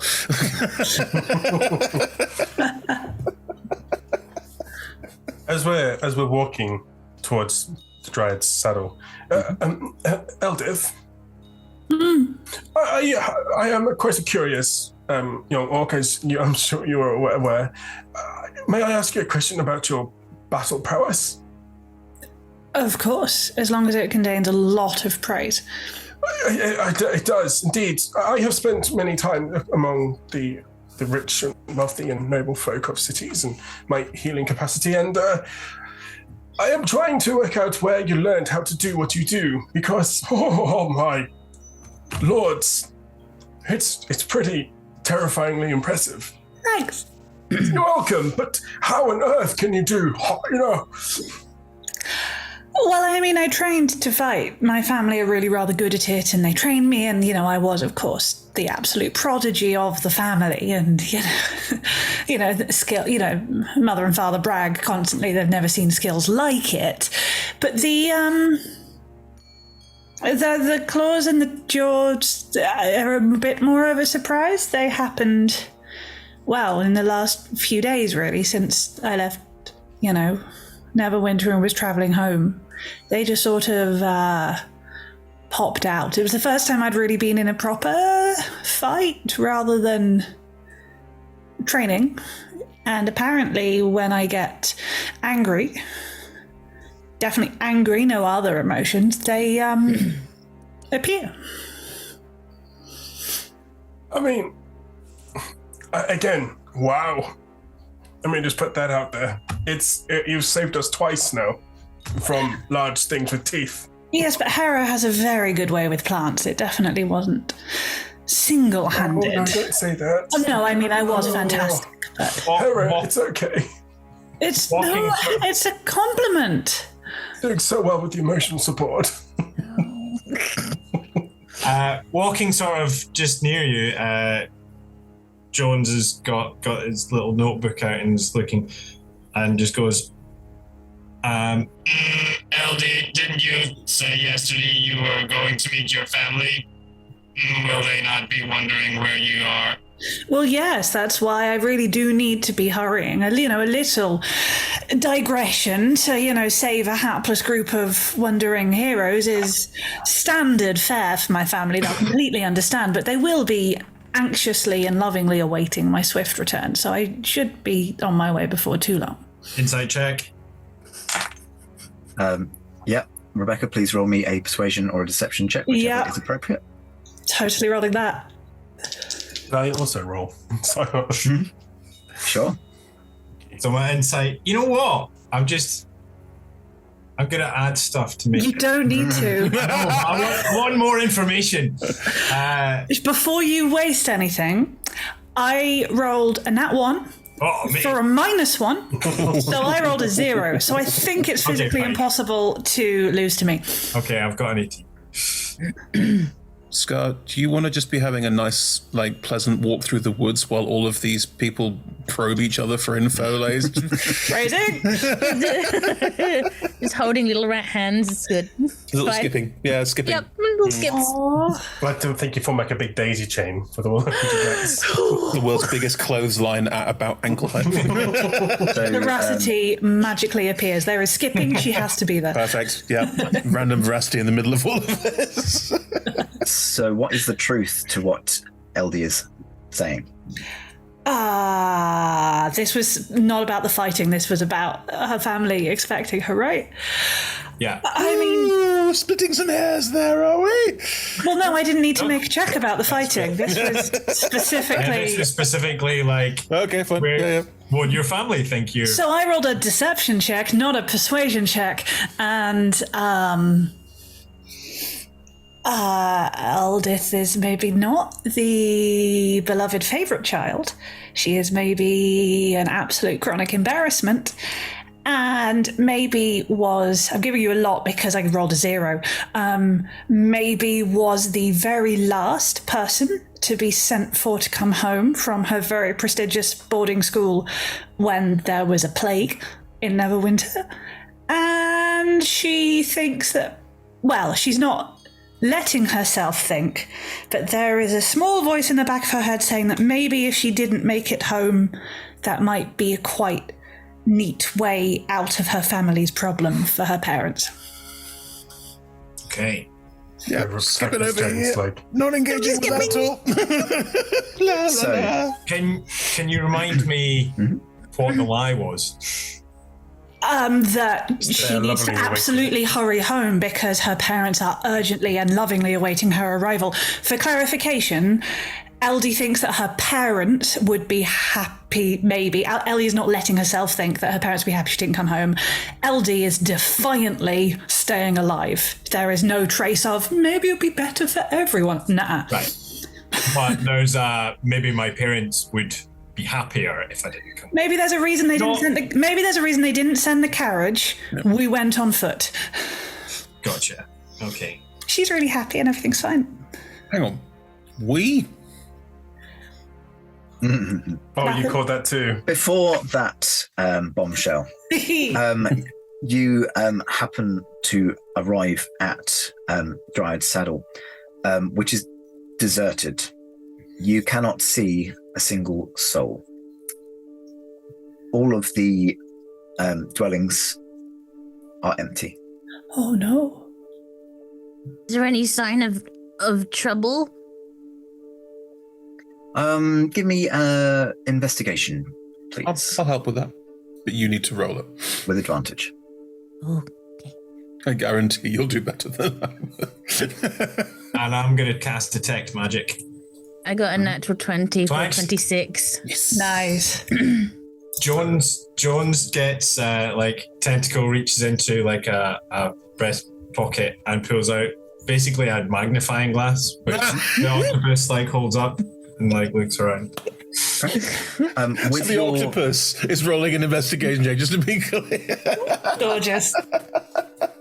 With your detect magic, what's the radius on it? 30 it's like 30, did you say? 30 feet, yeah. You don't detect anything magical in this 30-foot radius. With your 24, you get the feeling that, or rather, you're investigating and reading. It doesn't look like there's been trouble. Like the village hasn't been attacked, okay. But something has made them decide to up sticks and leave. Yeah, the mother being most of them. You find signs that some of them are still around. Uh-huh. Okay. So their little bags were packed in their little things. What meager possessions they had seem to have been rolled up and taken with them. Okay. Can I roll a survival check? Mm-hmm. What are you looking for? Or trying the rats to that stayed behind. Okay. I'm gonna track them down. Okay. Because I'm a ranger. 24.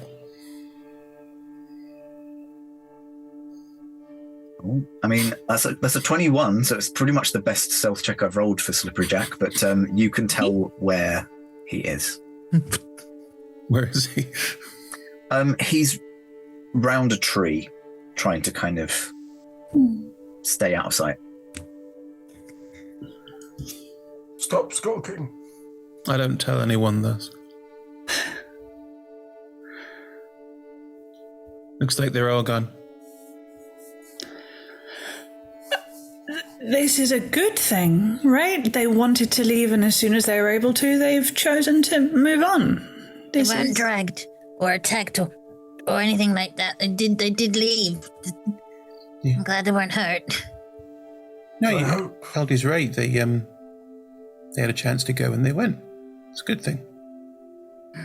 I don't know if I fully believe that. Forest is a dark and dangerous place for any creatures. They do have strength in numbers, but I didn't see many fight Eldiths amongst them, if you know my meaning. Well, they were here and they didn't want to go anywhere, and being here meant that they weren't trying to be anything more, so now they can try. If they've got Slippery with them, they can lead the way out, right? Yeah, if they've got Slippery with them, Slippery Jack could lead them out. That's right. Mm-hmm. Yep. The one who wanted to leave the most. No, that's not how Murine talks. I'm not. No, I'm sorry. Go on. No, Murine's not as catty as I am. With your passive perceptions, you notice the figure that has been skulking around the tree slowly start to wend their way around. And before you see them, you do hear, "Who are you, and how do you know my name?" And as the figure emerges from the tree, you can see, begarbed in the brown and green cloak and ranger's gear, a Myconid wearing an eye patch. And that is where we will take our break. Oh. What? So, amazing. We will be taking our break now. Our players will be leveling up. And as always, I'm going to give you a... mushroom. Anagram. An anagram. Thank you very much. So the anagram is HMM OORSSU.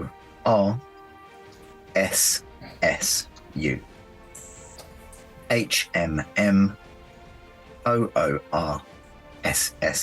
And I think some of you may have a little bit of a hint there.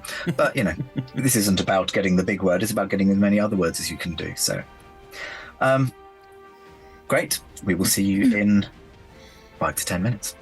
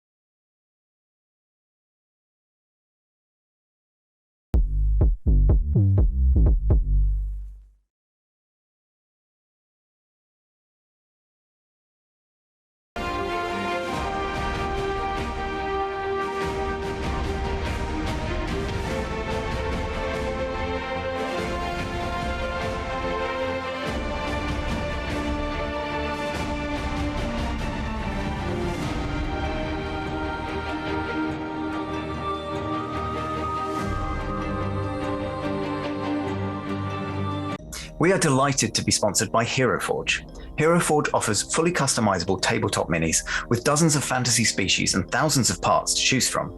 You can see all of the minis that we designed for this stream in the overlay, and they animate when we enter the combat, so look out for that.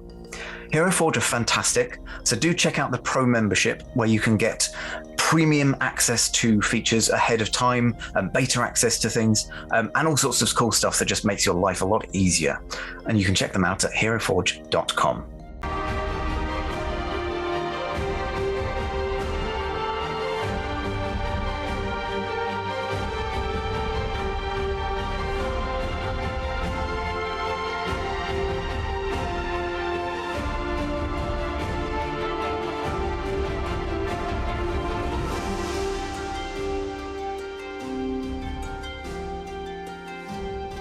We are delighted to be sponsored by Ultra Pro. They make accessories for D&D, Magic the Gathering, and more. My favourite part of their collection are their figurines of adorable power. Here is their gazer. They also make other things such as deck boxes if you play Magic the Gathering. You can find all of Ultra Pro stuff at ultrapro.com.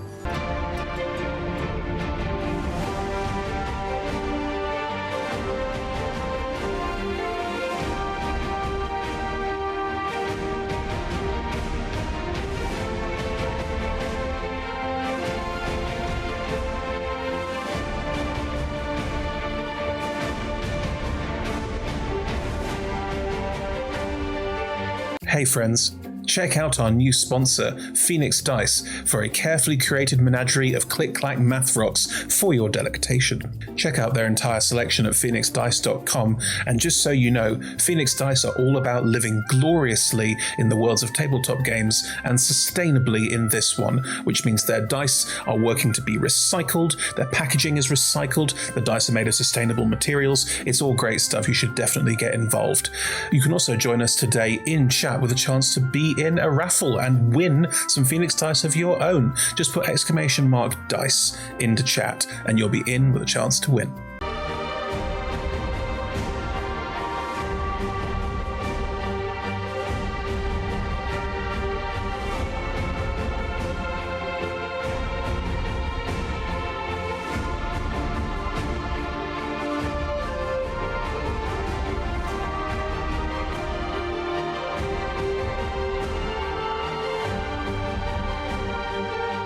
We are proud to be sponsored by Alchemy RPG. Reimagine your gaming experience with Alchemy. They're focused on creating immersive, cinematic experiences everywhere you interact with tabletop role-playing games. You could be playing a game, creating a world, streaming, watching live games, discovering new content. Look at all the cool stuff that they are doing there. You can use environmental motion art, scene-based music, seamless character management to run your games over the internet, with upcoming features including homebrew content, streaming overlays, and spectator mode. So go and check out alchemyrpg.com.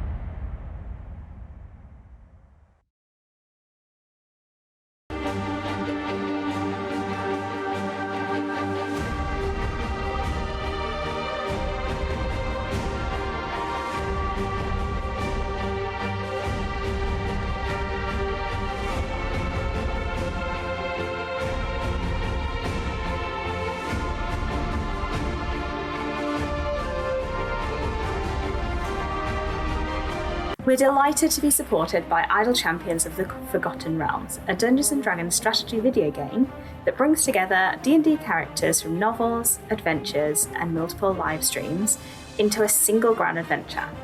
Select your heroes and formation and battle through waves of monsters for free on PC, phone, PlayStation, Xbox, and Nintendo Switch. You can pop exclamation code into chat for a free Electrum test.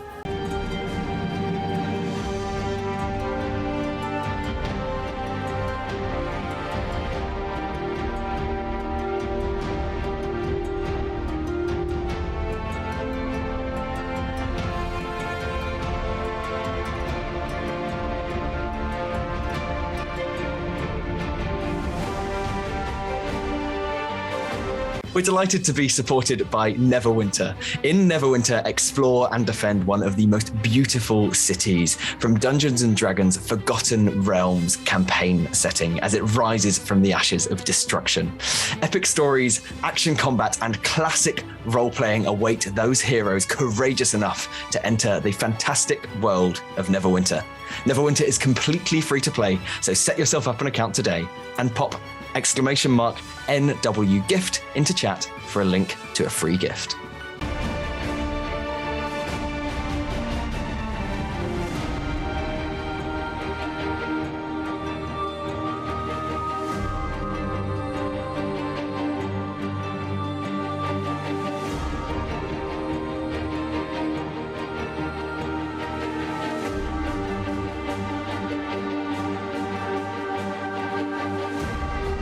Check out our supporters at D&D Beyond, your guide to digital D&D. Make character sheets online, share them in a campaign, and track all of those tasty little stats in one easy place. You can use the Beyond app to track your characters on the go. You can also use their encounter tracker and archive monsters to run any smooth combat thing.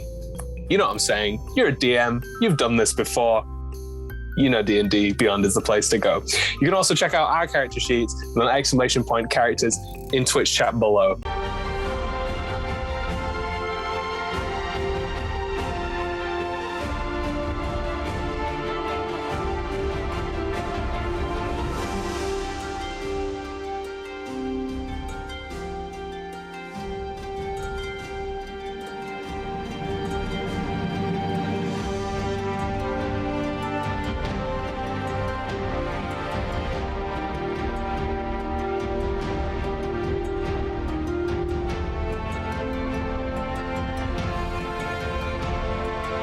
Check out our wonderful supporters Elderwood Academy, who make beautiful bespoke gaming-themed gear, including hex chest dice boxes, spellbook deck boxes disguised as bespoke ancient arcane tomes, and scroll and codex dice tower and rolling tray pairings.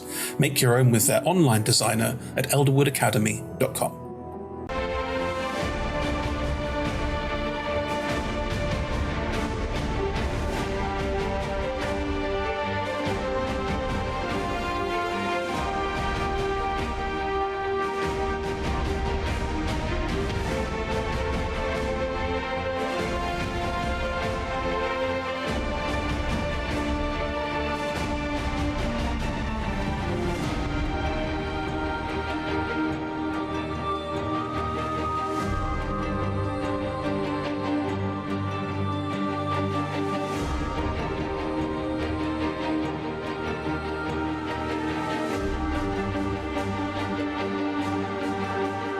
Welcome back, everyone.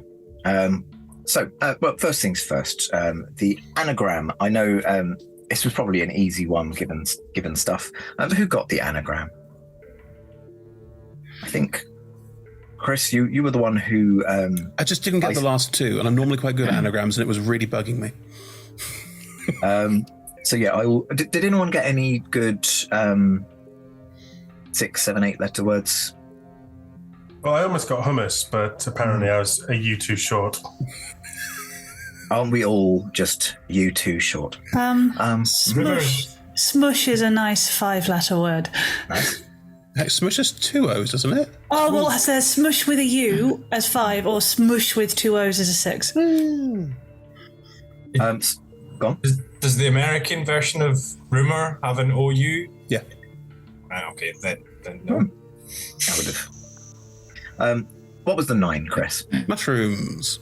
Mushrooms, yes. So you could get the derivative 8, mushroom. Rebecca, you were saying shrooms as well. Shroom. Or mush, or room, or rooms. There's plenty of things in there.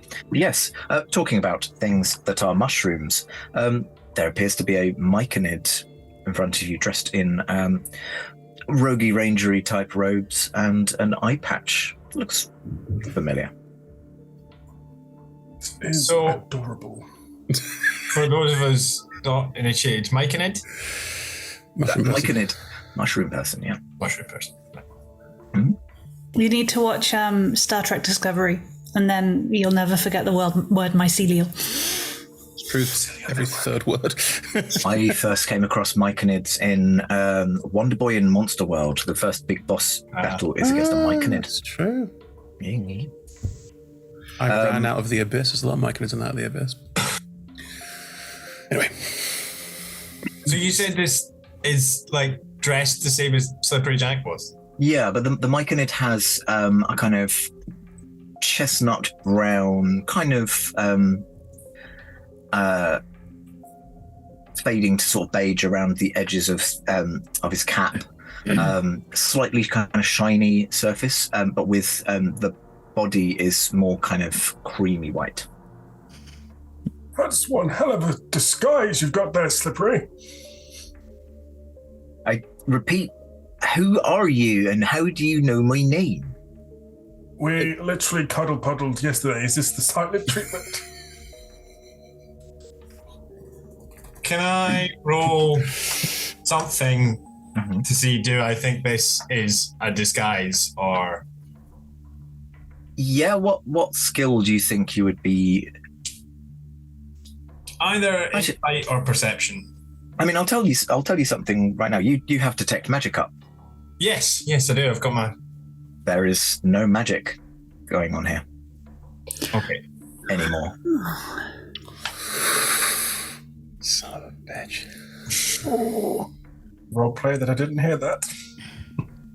In character, Marine is just confused because that's the project. It looks like, I think someone's cosplaying as... Why is this Myconid cosplaying as another person I met yesterday? Oh no, Marine's going to have a crisis. Yeah. Rex, I do not think it is a disguise. What? Slippery, it's Rex. What we've been talking the last 24 to a little longer hours. We stayed in your town. Why aren't you mushrooms? Oh, because I'm an orc. What's an orc? Yes. Have you always been a mushroom? Yeah, haven't you? Well, I know that you grew out of rats, but... What? You told us yesterday that you grew out of rats. So you do remember me? But you don't remember... I'm assuming if you're Rex, then... I mean, this one's always been a zombie. Sorry, I understand that we're allowed to use that word. It's fine. The rest of you were mushrooms. You saw us as mushrooms. Well, yeah, you were mushrooms. That explains a lot, actually. So... Is it? No. No. Are we now actually mushrooms?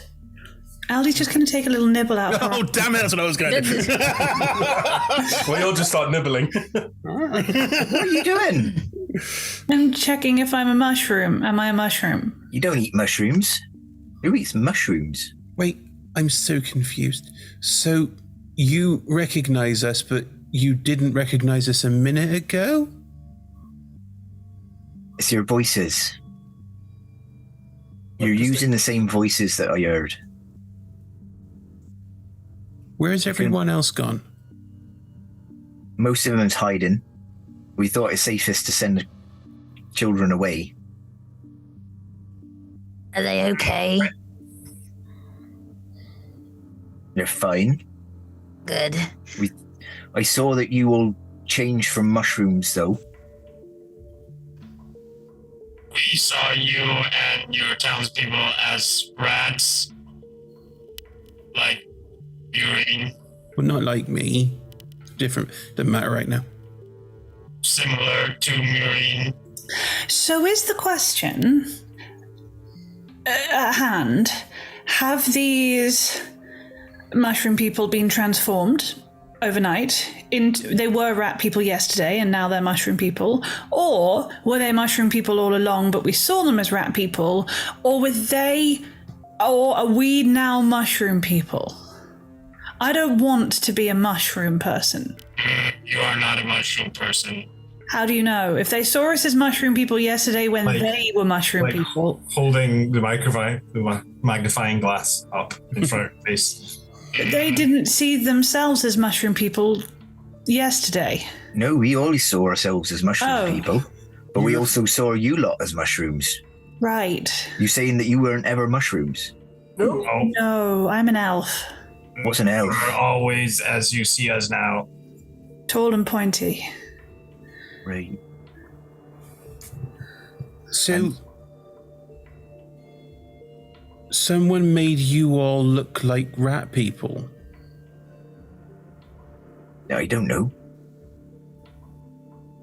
We always saw each other as mushrooms. We saw you all as mushrooms. Never met anyone who wasn't a mushroom, except if they was a dead mushroom. Mr. Jones, did someone cast a spell on us and we didn't know? I believe someone may have cast a spell on the area. Maybe it was part of Mother's protection. Or the spell was cast on the townspeople. Then why do they look like rats? To make us comfortable. But then make them look like... This doesn't mean you're the only one of your kind. There may still be more people out there. You may still have a family. You don't need to worry. I don't have a family. This is my family. This was all wrong yesterday, and it's even more wrong now, and I don't get why someone would do that. Maybe it's time for a dandelion call. She might not pick up. Does it? It does sound like the sort of nasty thing your mother would do. She's not nasty. Maybe she did it to help them. That part, anyway. My love, she's tried to eat you twice now. Are you sure you want to keep doing this? That's a heavy question. How does your magic feel, Hera? Pardon? How does your magic... How does your magic feel? I can test it. Okay. Slippery, don't worry. We're not doing anything. We're just going to test some magic, okay? Okay. Don't stop her off. Slip away. I'm going to I'm gonna cast a cantrip. I'm gonna cast infestation. Have lots of little bugs come out of a tree, like lots of little beetles and things, just like go up the tree. Yeah, it works. I haven't cast that before. Anyway, fine. I can do it. Hey, I mean, she can't be too annoyed with you then, right? I can ask. If you're feeling up for it, you've had an emotional few hours. You know, dragged underground, bitten, slapped, hung upside down. Yeah. Yeah,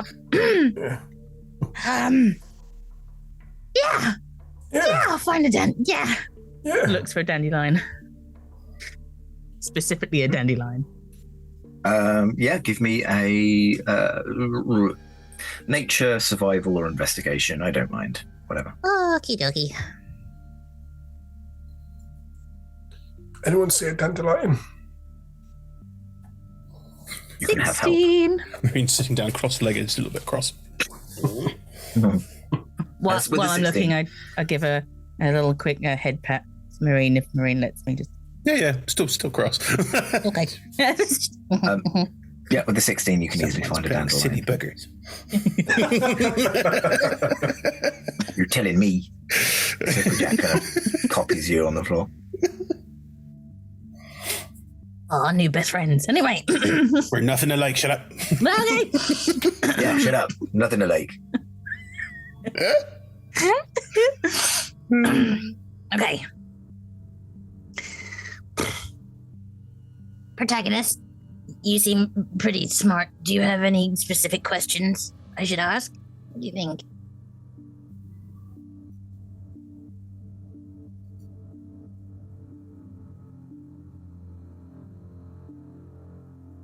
I'm worried about you talking.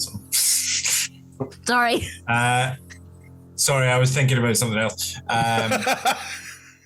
I'm making notes from a notebook. Yeah. What? Hera hasn't talked to protagonist like at all, so I'm like, okay, good. Good plan.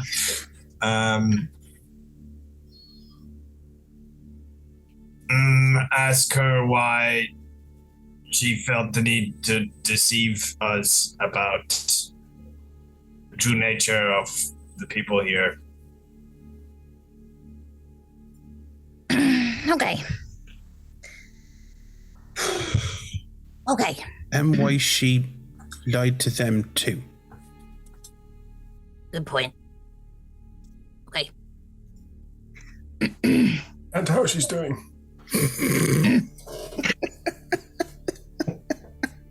Grave Mother, are you there?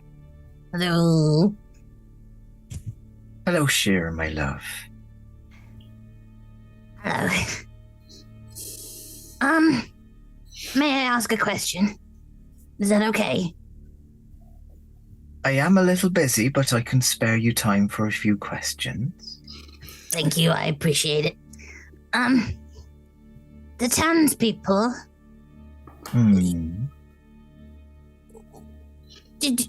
I'm guessing you cloaked their appearance? That I did. May I ask why? It was for their protection. Don't you think that if people found a colony of myconids going about their daily business in the middle of Neverwinter Wood, that they would take issue with that? Oh, I think they're quite beautiful as mushroom people. Yes, but you and I, we're not like most people, are we? We appreciate plants and what they do for the world, particularly our myconid friends. That's the point. How come they saw us as mushrooms? It's a side effect of the plant that would... I believe you had a hand in uprooting in my garden. It makes people look as unthreatening as possible. So the plant had that effect? It did. Why did it attack us? It attacked me a few times. It hit me and dragged me underground and dangled me in the air. I could have talked to it if you let me. Some things are in our plant's nature. This wasn't one that I had a lot of control over, and unfortunately its main instinct is to protect itself. And it protects itself by, if anything were to get through the stone guardians around it, to try and destroy them in its scent. So I'm afraid I didn't instruct it to try and kill you, my dear, but you unfortunately seem to have undone the work that I have been doing. I didn't want to kill it. If that helps. I know. And that is why I've not punished you. I appreciate that, Mother. Thank you.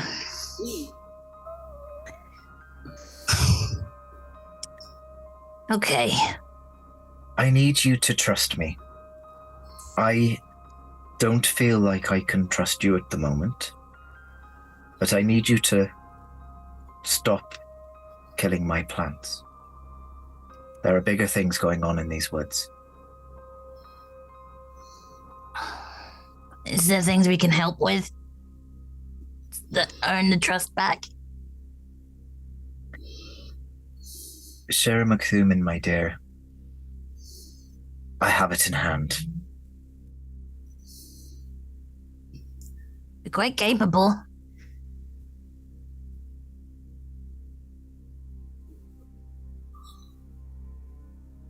I know. Okay. Sorry to interrupt your busy time. I look forward to seeing you soon. Okay.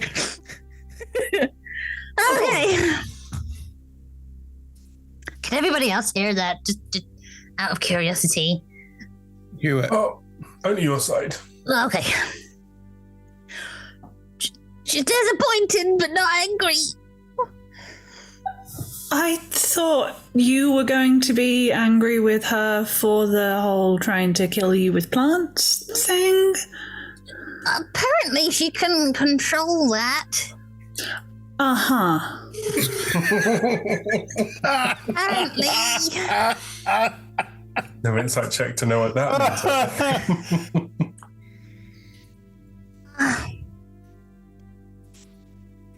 Call me Zappy.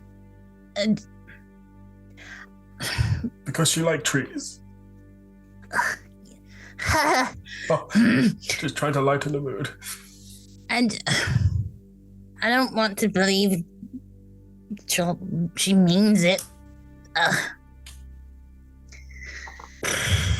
I know it's hard, Hera love, but it does sound from what you said a bit like that she said, Hera, it's your fault that I hurt you because your actions made me do it.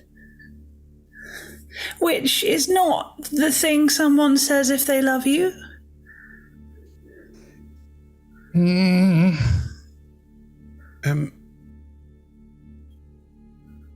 Hera, I don't know about you and your mum. That's your life, but why did she make them look like rat people?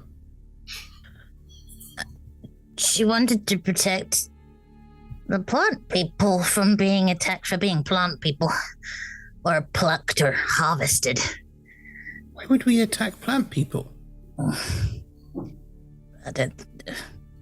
Some might have sinned their worth in horrible ways. But why? Harvesting. Okay. They looked lovely as rat people. But why rat people? I feel like she was trying to trick me and I don't like it. Oh. I'm sorry.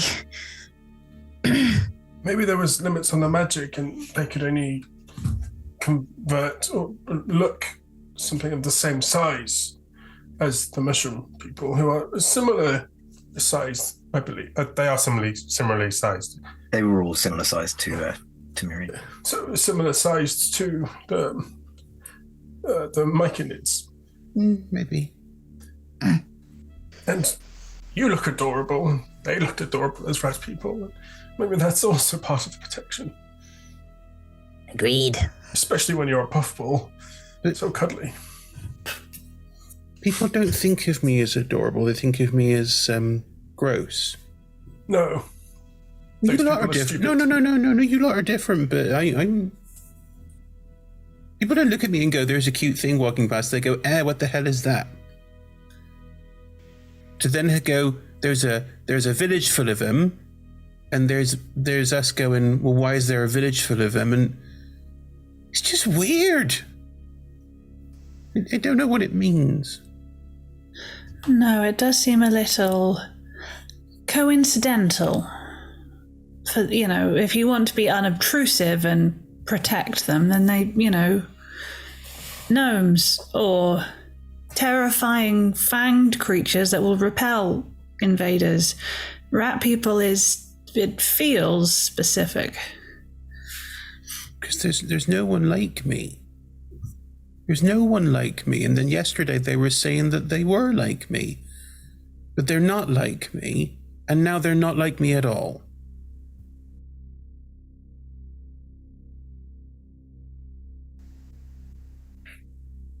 You're definitely not scary or gross to me. Thank you. Welcome. We should continue this this current path we're on, though. I don't think... correct me if I'm wrong, but the mother never told you to specifically not go elsewhere? Just to stop killing plants. Is that right? Yes. And she sounded like something bigger was going on. She said she has it in hand. But what if they try and kill us? That's an issue. But if she can't control that, supposedly, then self-defense. Okay. Those of you with high passive perceptions would notice that Slippery Jack has kind of gotten up and made his way a little bit away where you can see that there are some other myconids clustered. You recognize one who's walking with a staff taller than he is by clothing alone as Oka, who now has a kind of butter-coloured, yellowy cap and being pretty much shock white underneath. Oh.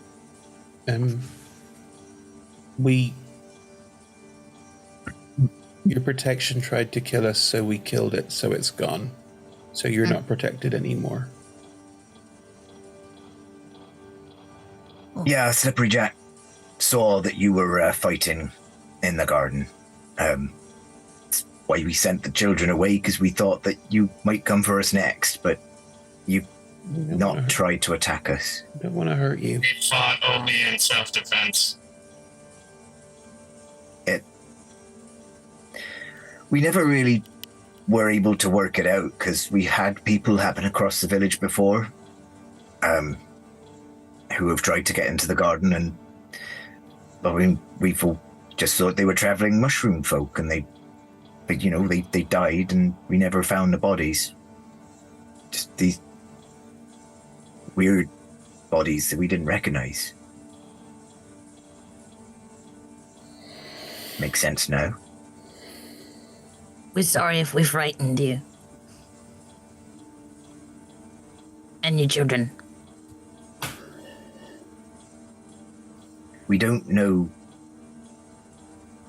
whether the distance that we were told we're not allowed to go is just because of the magic, or if we won't exist outside it.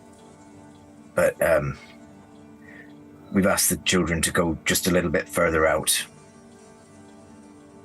than normal, but still within what we were told we could do. I think the magic was affecting your physical appearance. That would most likely have protagonist. Correct me if I'm wrong. And as a learned, anyone here who understands magic, I believe all of you have some. It mostly has an effect, an area that it affects. Once you go past that, it would fail. Is that right? I don't know. I just think of something I want to do and it happens. I don't know how it works. I believe that is correct. I wouldn't want to test it if it was wrong, but I feel confident to think it would be fine for you to leave. However, this is a known safe place, and with the protection as it was, predators and things may have learned to stay away. So this perhaps would be the best and safe place for your children to return to. But it may be wise to have a little bit more caution. Maybe train some more people with Slippery Jack to patrol your village. And if you require any assistance, I'm glad to be of service. All right, well, we'll send Slippery Jack to go and catch up and bring the children back. Good. I think that's good.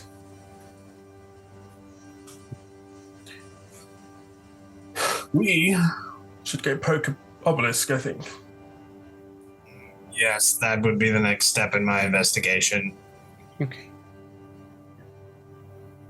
Eldith?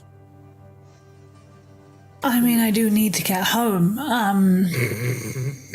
but I suppose one more stop can't hurt. We very much need you to ensure we survive. Well, if you insist, my parents will understand. I am happy to write them a letter explaining how courageous and brave you have been, and ferocious in your fighting. Oh, that's very sweet, but they know. Don't worry, they keep all of the plaudits that come flooding in. But you're kind, thank you. Oh, I'm sure if he could see you, he would tell you how proud he is. Naturally, it is at every other sentence. Must be nice. It's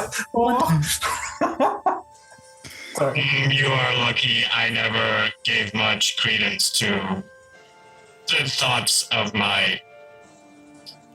They were not parents, they were more my constructors, but their judgments of me never... I don't let that kind of thing bother me. I am more than what they think of me. You are lucky that your family thinks so highly of you. I am very lucky. Kiss that knife. That's Jones trying to be helpful. I know. That's their way of trying to help. Oh, it's yep. Yes. Jones is also aware that it was a lie. Yes. Yeah, but that's the point. That's exactly what he was saying. He was saying that it doesn't matter.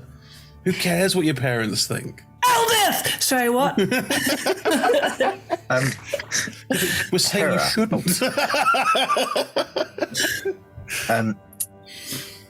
Could you, Scarlett, could you give me an insight check? Yes. 9.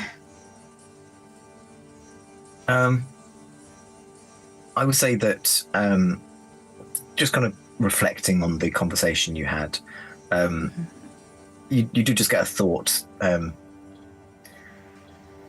Gravemother referred to you by your full name, which she would only do when she's probably cross with you. Trying to manipulate you.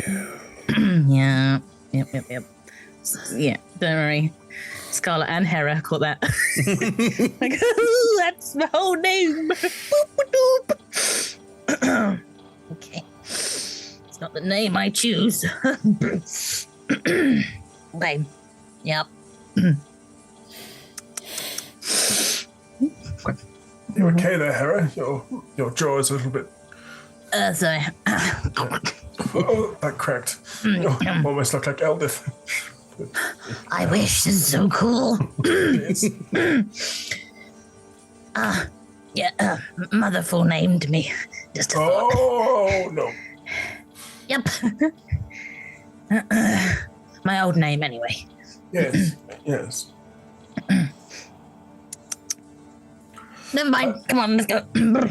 I feel like we're walking on a very thin line, but I'm pretty sure we're all on the same page that we are prepared to cross it if necessary. That there's something is going on, that Hera should be protected. And if something attempts to harm, even if it is your mother, we will do our best to stand in between that danger. Yes? If she gets mad, I don't want everyone else to be at the brunt of that. No, I'll deal with it, and the rest of you can get to safety. She cannot tell me what to do. She is not my mother. True. If she met mine, my mother would kick her ass.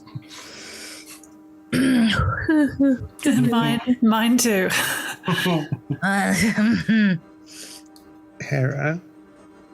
Yes? I don't have a mum, so I don't know, but I don't think your mum is a good person.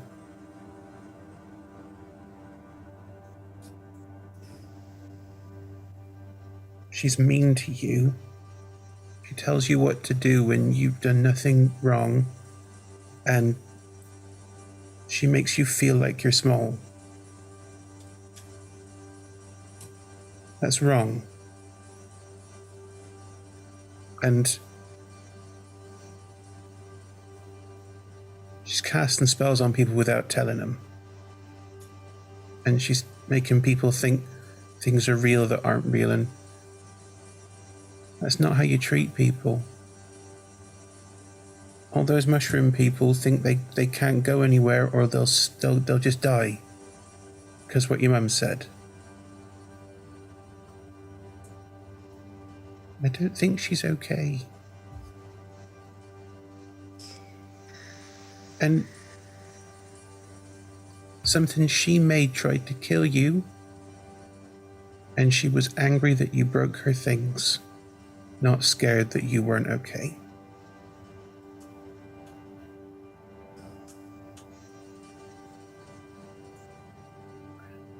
If you wanted to give her a piece of your mind, I'd be right there. As would I. Also, I was your name's kneel Hera. down and offer a hug. Your name's Hera, and if anyone calls you a name that's not your name, then that's wrong. Gonna offer a hug to Marine if they let me. Need a hug. Thank you. I appreciate it. If you don't want me to be mean to her, I won't, though. I'd rather you be safe.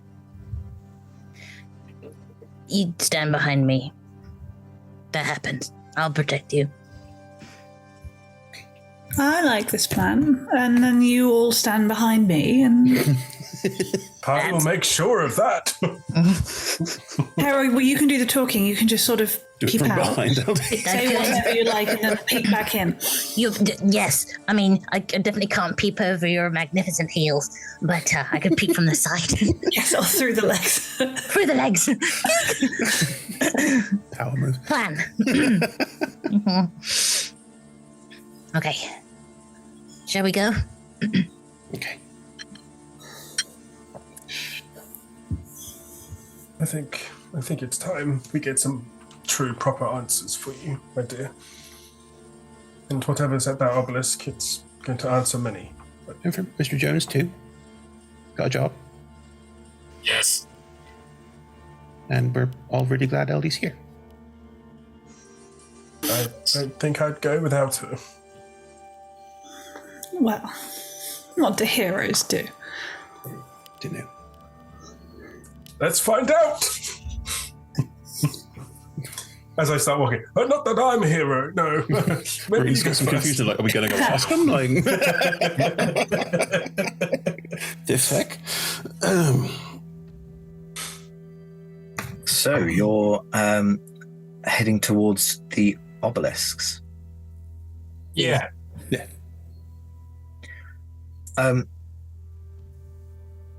So you leave Dryad's saddle and the assembled adult Myconids, who are arranging for Slipperjack to make his way after the children who had been escorted out. And you traverse through the woods as you make your way towards one of the obelisks that you had previously seen. As you approach, could everybody give... Yeah, are you stealthing? Would people want to? I'd try. Cool. I'm going to try. Well, the thing is, if people are making the, like, we should be quiet motions, I will cast past that trace, obviously. I'll try slightly better. Again, the rats sort of spread out amongst all of us and just, like, running alongside you. It's a 22 with your pass without trace. Go on. 25 with the pass without trace. 17. 27. Oof. Okay. Come on, I rolled a 5 and I got a 27. I'm fine with this. Yeah, surprisingly low one for you. Okay. 29. Nice. Oh, I see. I have a 0 modifier.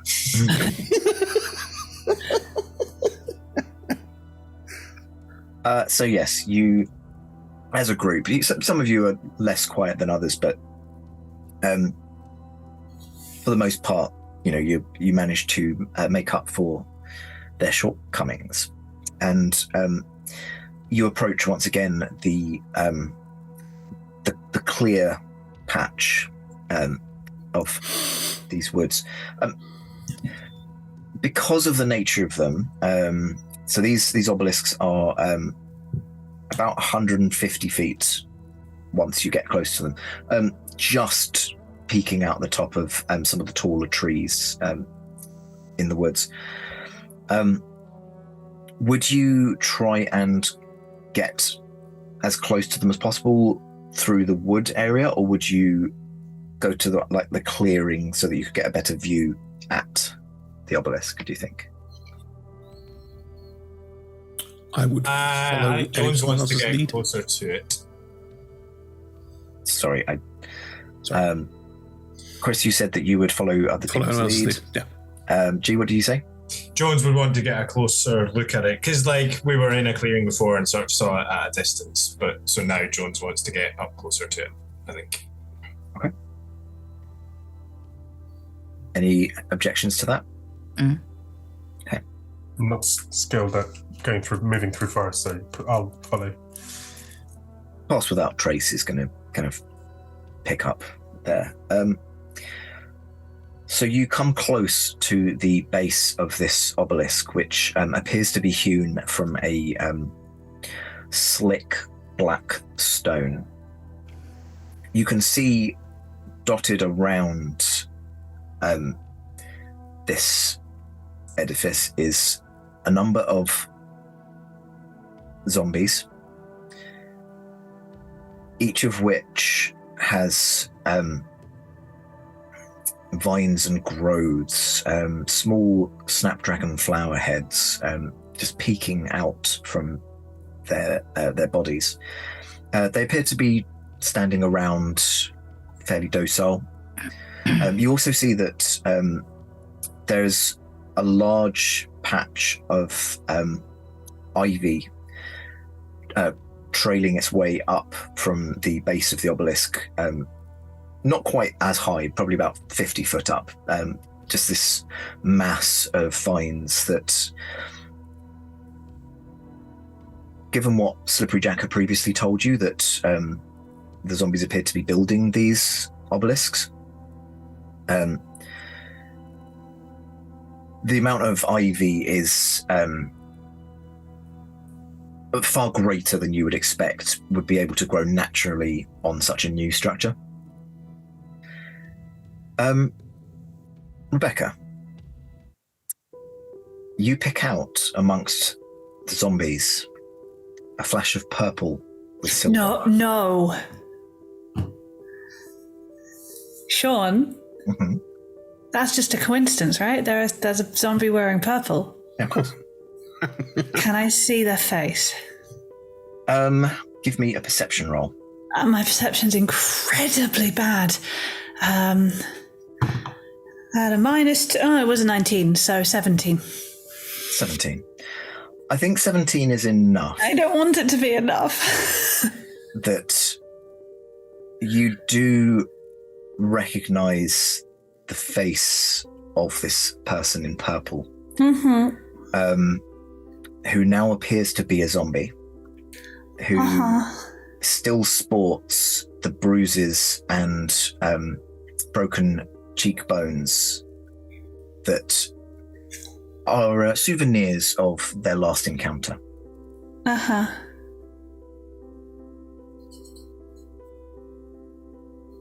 How well are you hiding? Eldith comes to a dead stop. She wouldn't say anything, but at some point you'd turn around and realise you'd left her at some point up the path. What is it? What have you seen? I went into attack. Hera? Yes? You're you. You're you. Yes. You're dead. Yes. But you're you. Yes. You're not mindless or flesh-eating. I'm sorry, this is probably very offensive, but you died and that wasn't the end. You came back again and you just carried on being you. Well, I didn't have memories. But you have a personality and you're very nice and... That's very kind. Yeah? Well, these people, the rather dead-looking, upright people, They could be like you. They could come back. Can I look over the zombies just to see if any of them acting reborn? Could I assist? What check even is this? Oh, you know what? I want a religion check. Okay. I will extend that to our cleric of Kalambor as well, should he wish to make a similar check. I'm rolling garbage. Can I help? 13. I don't know how the fuck I'm helping, but what are we looking for? Like, sorry, we're snacking on some cheese.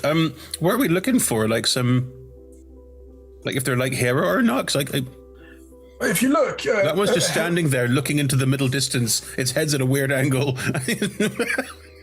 Yes, I will allow.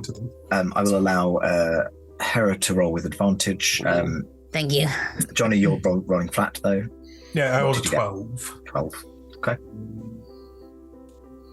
Come on, better. Come on, better. 18. 18. Thank you.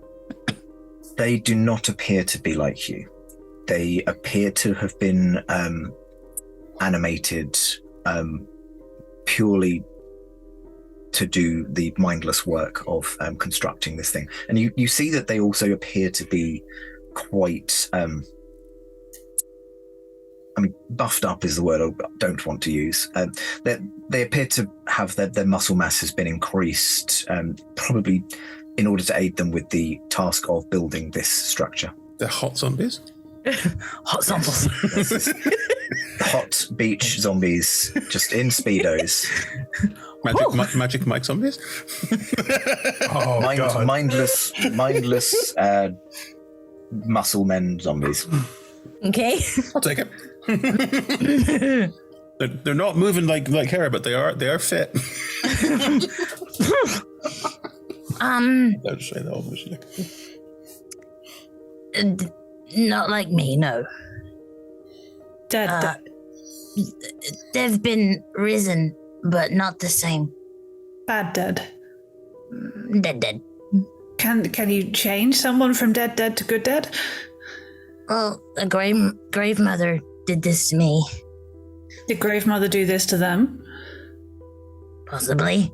Then I'm going to kill her. Oh. Not quite how it works, unfortunately. I don't think it would be possible. She refers to this as a gift. Right, and that? Probably a tool. Because technically I can do that to the dead. But you wouldn't? No.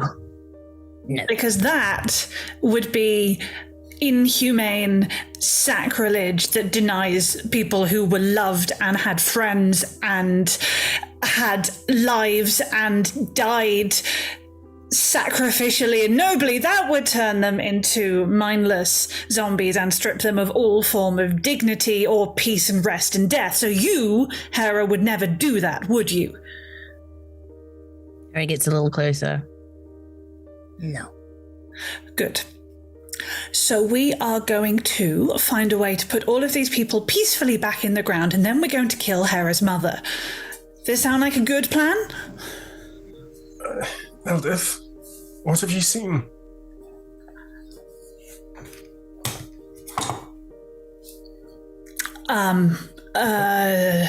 We were on the same page, and I feel like you've just turned a few chapters ahead. I've seen a row of people who were once people denied dignity and death. Do you not see exactly the same thing? What page are you on, Father? Oh, I see it too. There is a despairing ache in my heart for these people. Oh, good. And I am a priest of Kalambor, of course. Normally we would ask for the paladins to arrive on this, but not much we can do about this. There's a lot of undead here. How can we put them back peacefully? We can give them... I can perform a ceremony to put them to rest and make sure they are not able to be returned. But they cannot become like Hera, like reborn. It's a separate, different thing. But you can put them back in the ground without us needing to attack them. No, they would need to be... No, we would need to chop them up first. Well, not to chop them up, but we would need them to be no longer undead dead. We would need them to be dead again. But then once they are dead, I could protect their bodies from being returned again and used in this way. This is why having priests, one of my main jobs is to go and perform these funeral rites to make sure this doesn't happen. This travesty, this... I'm not doing this. I'm needed at home. I'm not failing him again. I'm out. If our choices are to walk away or to attack these people who have been resurrected in this farcical mockery of life, then I choose walking away. I'm out.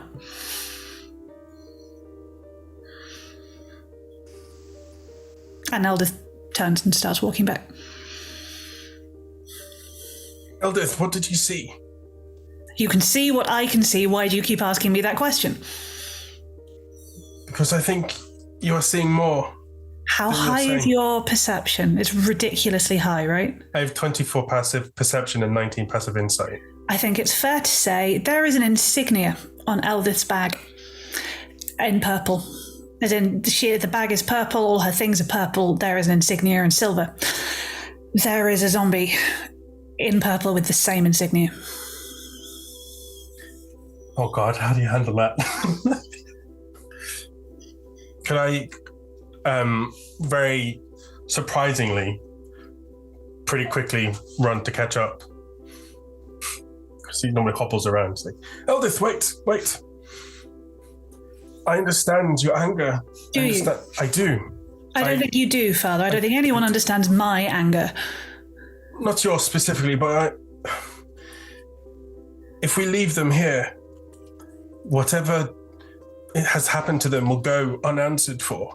He died because of me. I don't know what is so hard to understand about this. I failed him once. I'm not going to fail him again by killing him with my own hand. That's not happening. By walking away, leaves him standing there. It's not peace, but it's better than violently being murdered a second time. He is not him anymore. There is no feeling. They are mindless, and whoever is controlling them is using his body as a mockery. That body that is a mockery is wearing the face of the only person who was ever kind to me. Do you suggest that I bite his head off or I claw him to pieces? Neither. But if we are able to subdue him, I can help. We do not need to attack him. I can render him unable to hurt us or himself, long enough for me to be able to put him to rest. But by walking away, you are leaving him there. I should have walked away the first time and he'd still have been alive. You can't know that for sure. Nobody can know that. Believe me, I can.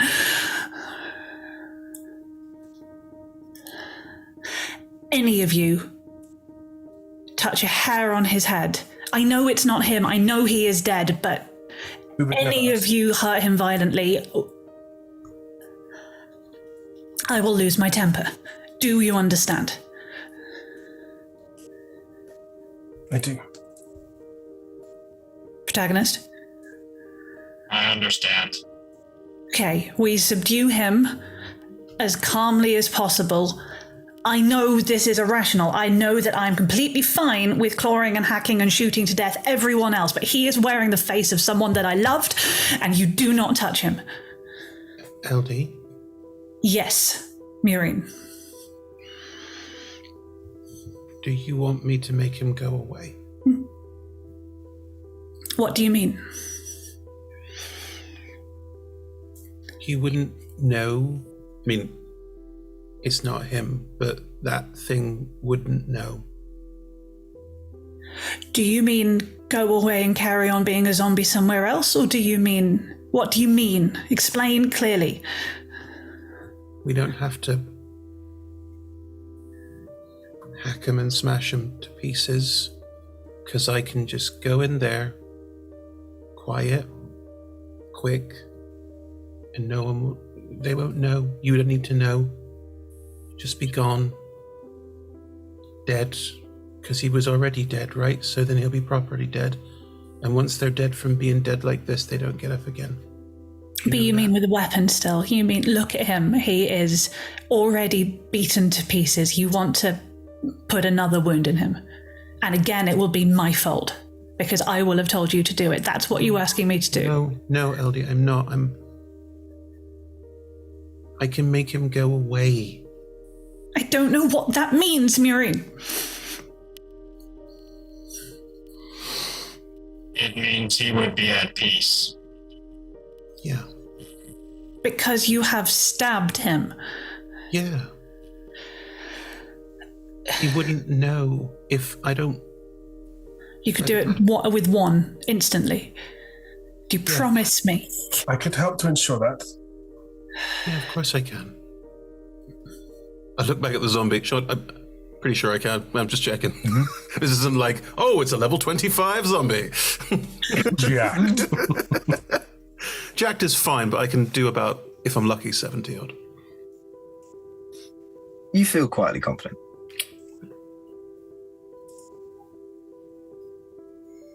Okay. I could help again. It's not about stabbing him. It's about making sorry, it's a big word for me, the mockery of him go away. I'm really sorry your friend's dead, by the way. It's fine. It's not him, and he was a groundskeeper. I have a huge number of friends and relatives and fans, to be honest. What's one? Groundskeeper, yes, absolutely, do that. That is completely fine. It's a lot of fuss about nothing, to be honest. I don't know why you're all taking so much time over it. I'm going to hug your knee, which is my eye height, just to be clear. You feel an instinct to shake you off that is controlled with effort. Then I will stop hugging you immediately and just step back and nod and pull out my swords, I guess, and walk away. To clarify, it wasn't a get off me. It was a I don't like being. No, this is nice.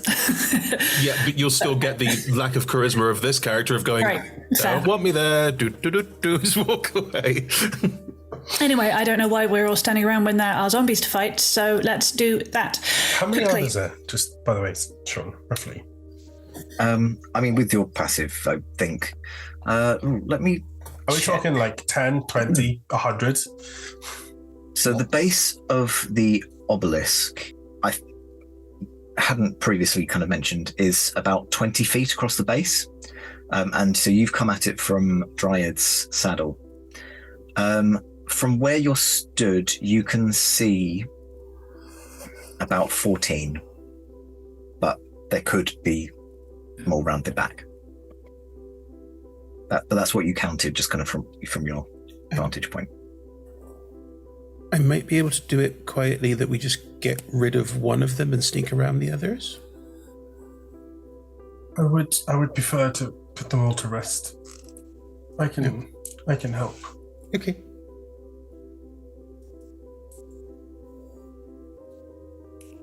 Brilliant. Let's go smash things.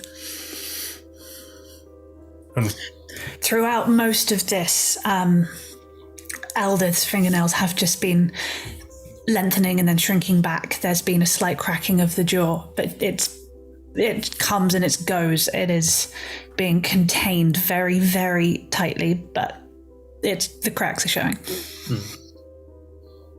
Shall we? If we're going, I might get angry in advance rather than waiting. Sure. Do you want us to go into initiative and kill 14 zombies, or do you want to gloss over that? It's up to you. I mean, is there anything that anyone wants to prepare before going into this? Right, then, so many things. I'll Zephyr Strike instead of Hunter's Marking because it's more damage. which is a shame because it uses it and pops it, but that's one spell slot, is concentration. I can still favoured foe this particular zombie. It's another d4 on top of that, plus the 4. I can use Fury of the Small to add another 9 on top of that as well. And if I attack from them not knowing where I'm attacking from, which with Pass Without a Trace would fall, but I'm still stealthy enough presumably to avoid a zombie, we're looking at, just from me, 3d6, 1d8, 1d4 plus 13. I have no idea how many hit points these zombies have, but is that going to be enough, or do we need to add more stuff on? Just before you attack, I'd like to do something as well. Well, just as you're attacking simultaneously. Tell me when that's good to do that. I would say there's still scope for you to roll abysmally, so still roll it. Yeah. Okay. Same as Johnny, there are things Eldith will do to prepare for combat, ideally before the first blow lands. Saves a couple of bonus actions. Yeah, I'm happy for you to you're going into this one knowing what you're going to do. So as Marine is preparing to go and do, if willing, I turn to Eldith. Eldith, my dear, your hands. I hold my hands out. Place them in mine for me. And then I kind of fold them over, so I'm pancaking, sandwiching your hands. You feel the claws go out and then really carefully go back in. No, Eldith, let them out. I don't want to pierce your hands, Father. Just lift them like, okay, try now. Okay. You've got this, okay? And we're here with you for all of it. And with that, our hands kind of glow together. And from my new spell slot, I'm going to cast Holy Weapon on your fingernails. Yes! Awesome. And I'm kind of doing that, A, to give you that strong spell, but also just to bring your attention down to that and away from what Marine is doing at that exact moment to try and... Oh, darling. Sean, do you want us to roll initiative, or is this just a surprise round and then we'll roll initiative at the top of next session? We will roll initiative at the top of the next session. Gotcha. So you can have your surprise round. Then I'll just roll the damage because I'll roll to hit first, obviously. But it is. Yeah, please do roll to hit. It's with advantage and it's an auto crit. So I mean, how badly can it possibly go? 6. 22. To hit. Yes. Hits. Right, and it's the auto crit. So let's do this.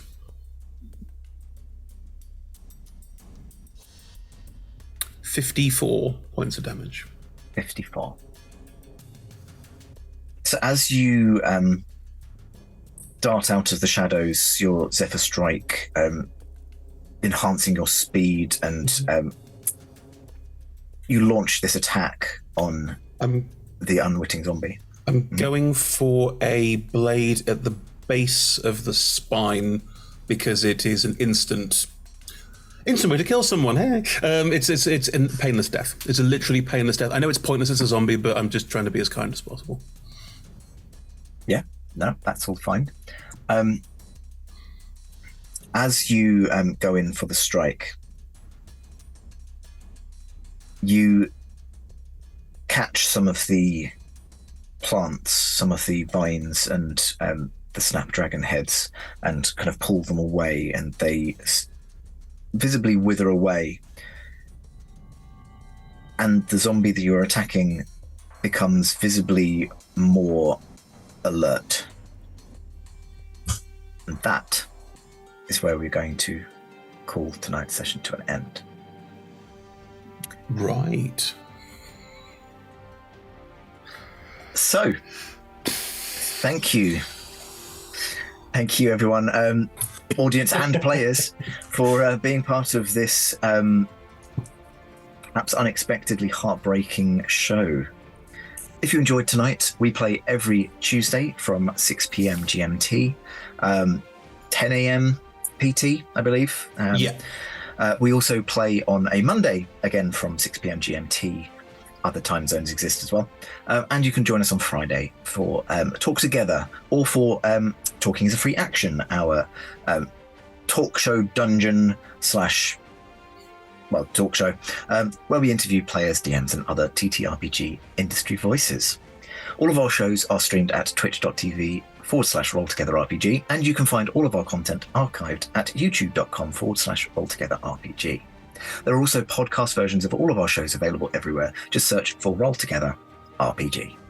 A massive thank you to our D20 Club on Patreon. We couldn't do any of this without you. You are so valuable to us. Thank you so much. Every penny goes towards all of the content that we do. So please, there's a link in chat around about now. Please do join us and help us continue doing what we love to do so much. A big thank you again to our sponsors, Hero Forge, Ultra Pro, and Elderwood Academy, and our supporters, D&D Beyond, Idle Champions of the Forgotten Realms, and Phoenix Dice. So there's one there's one I always forget. Alchemy RPG? Alchemy. I already said, no I didn't. Yes, Alchemy RPG. Alchemy. And please don't forget that we are all over the socials as Roll Together RPG. So please do like, subscribe, to other things as well. Thank you for watching, and we will see you next week for the finale of Seeds of Defiance. Ta-da.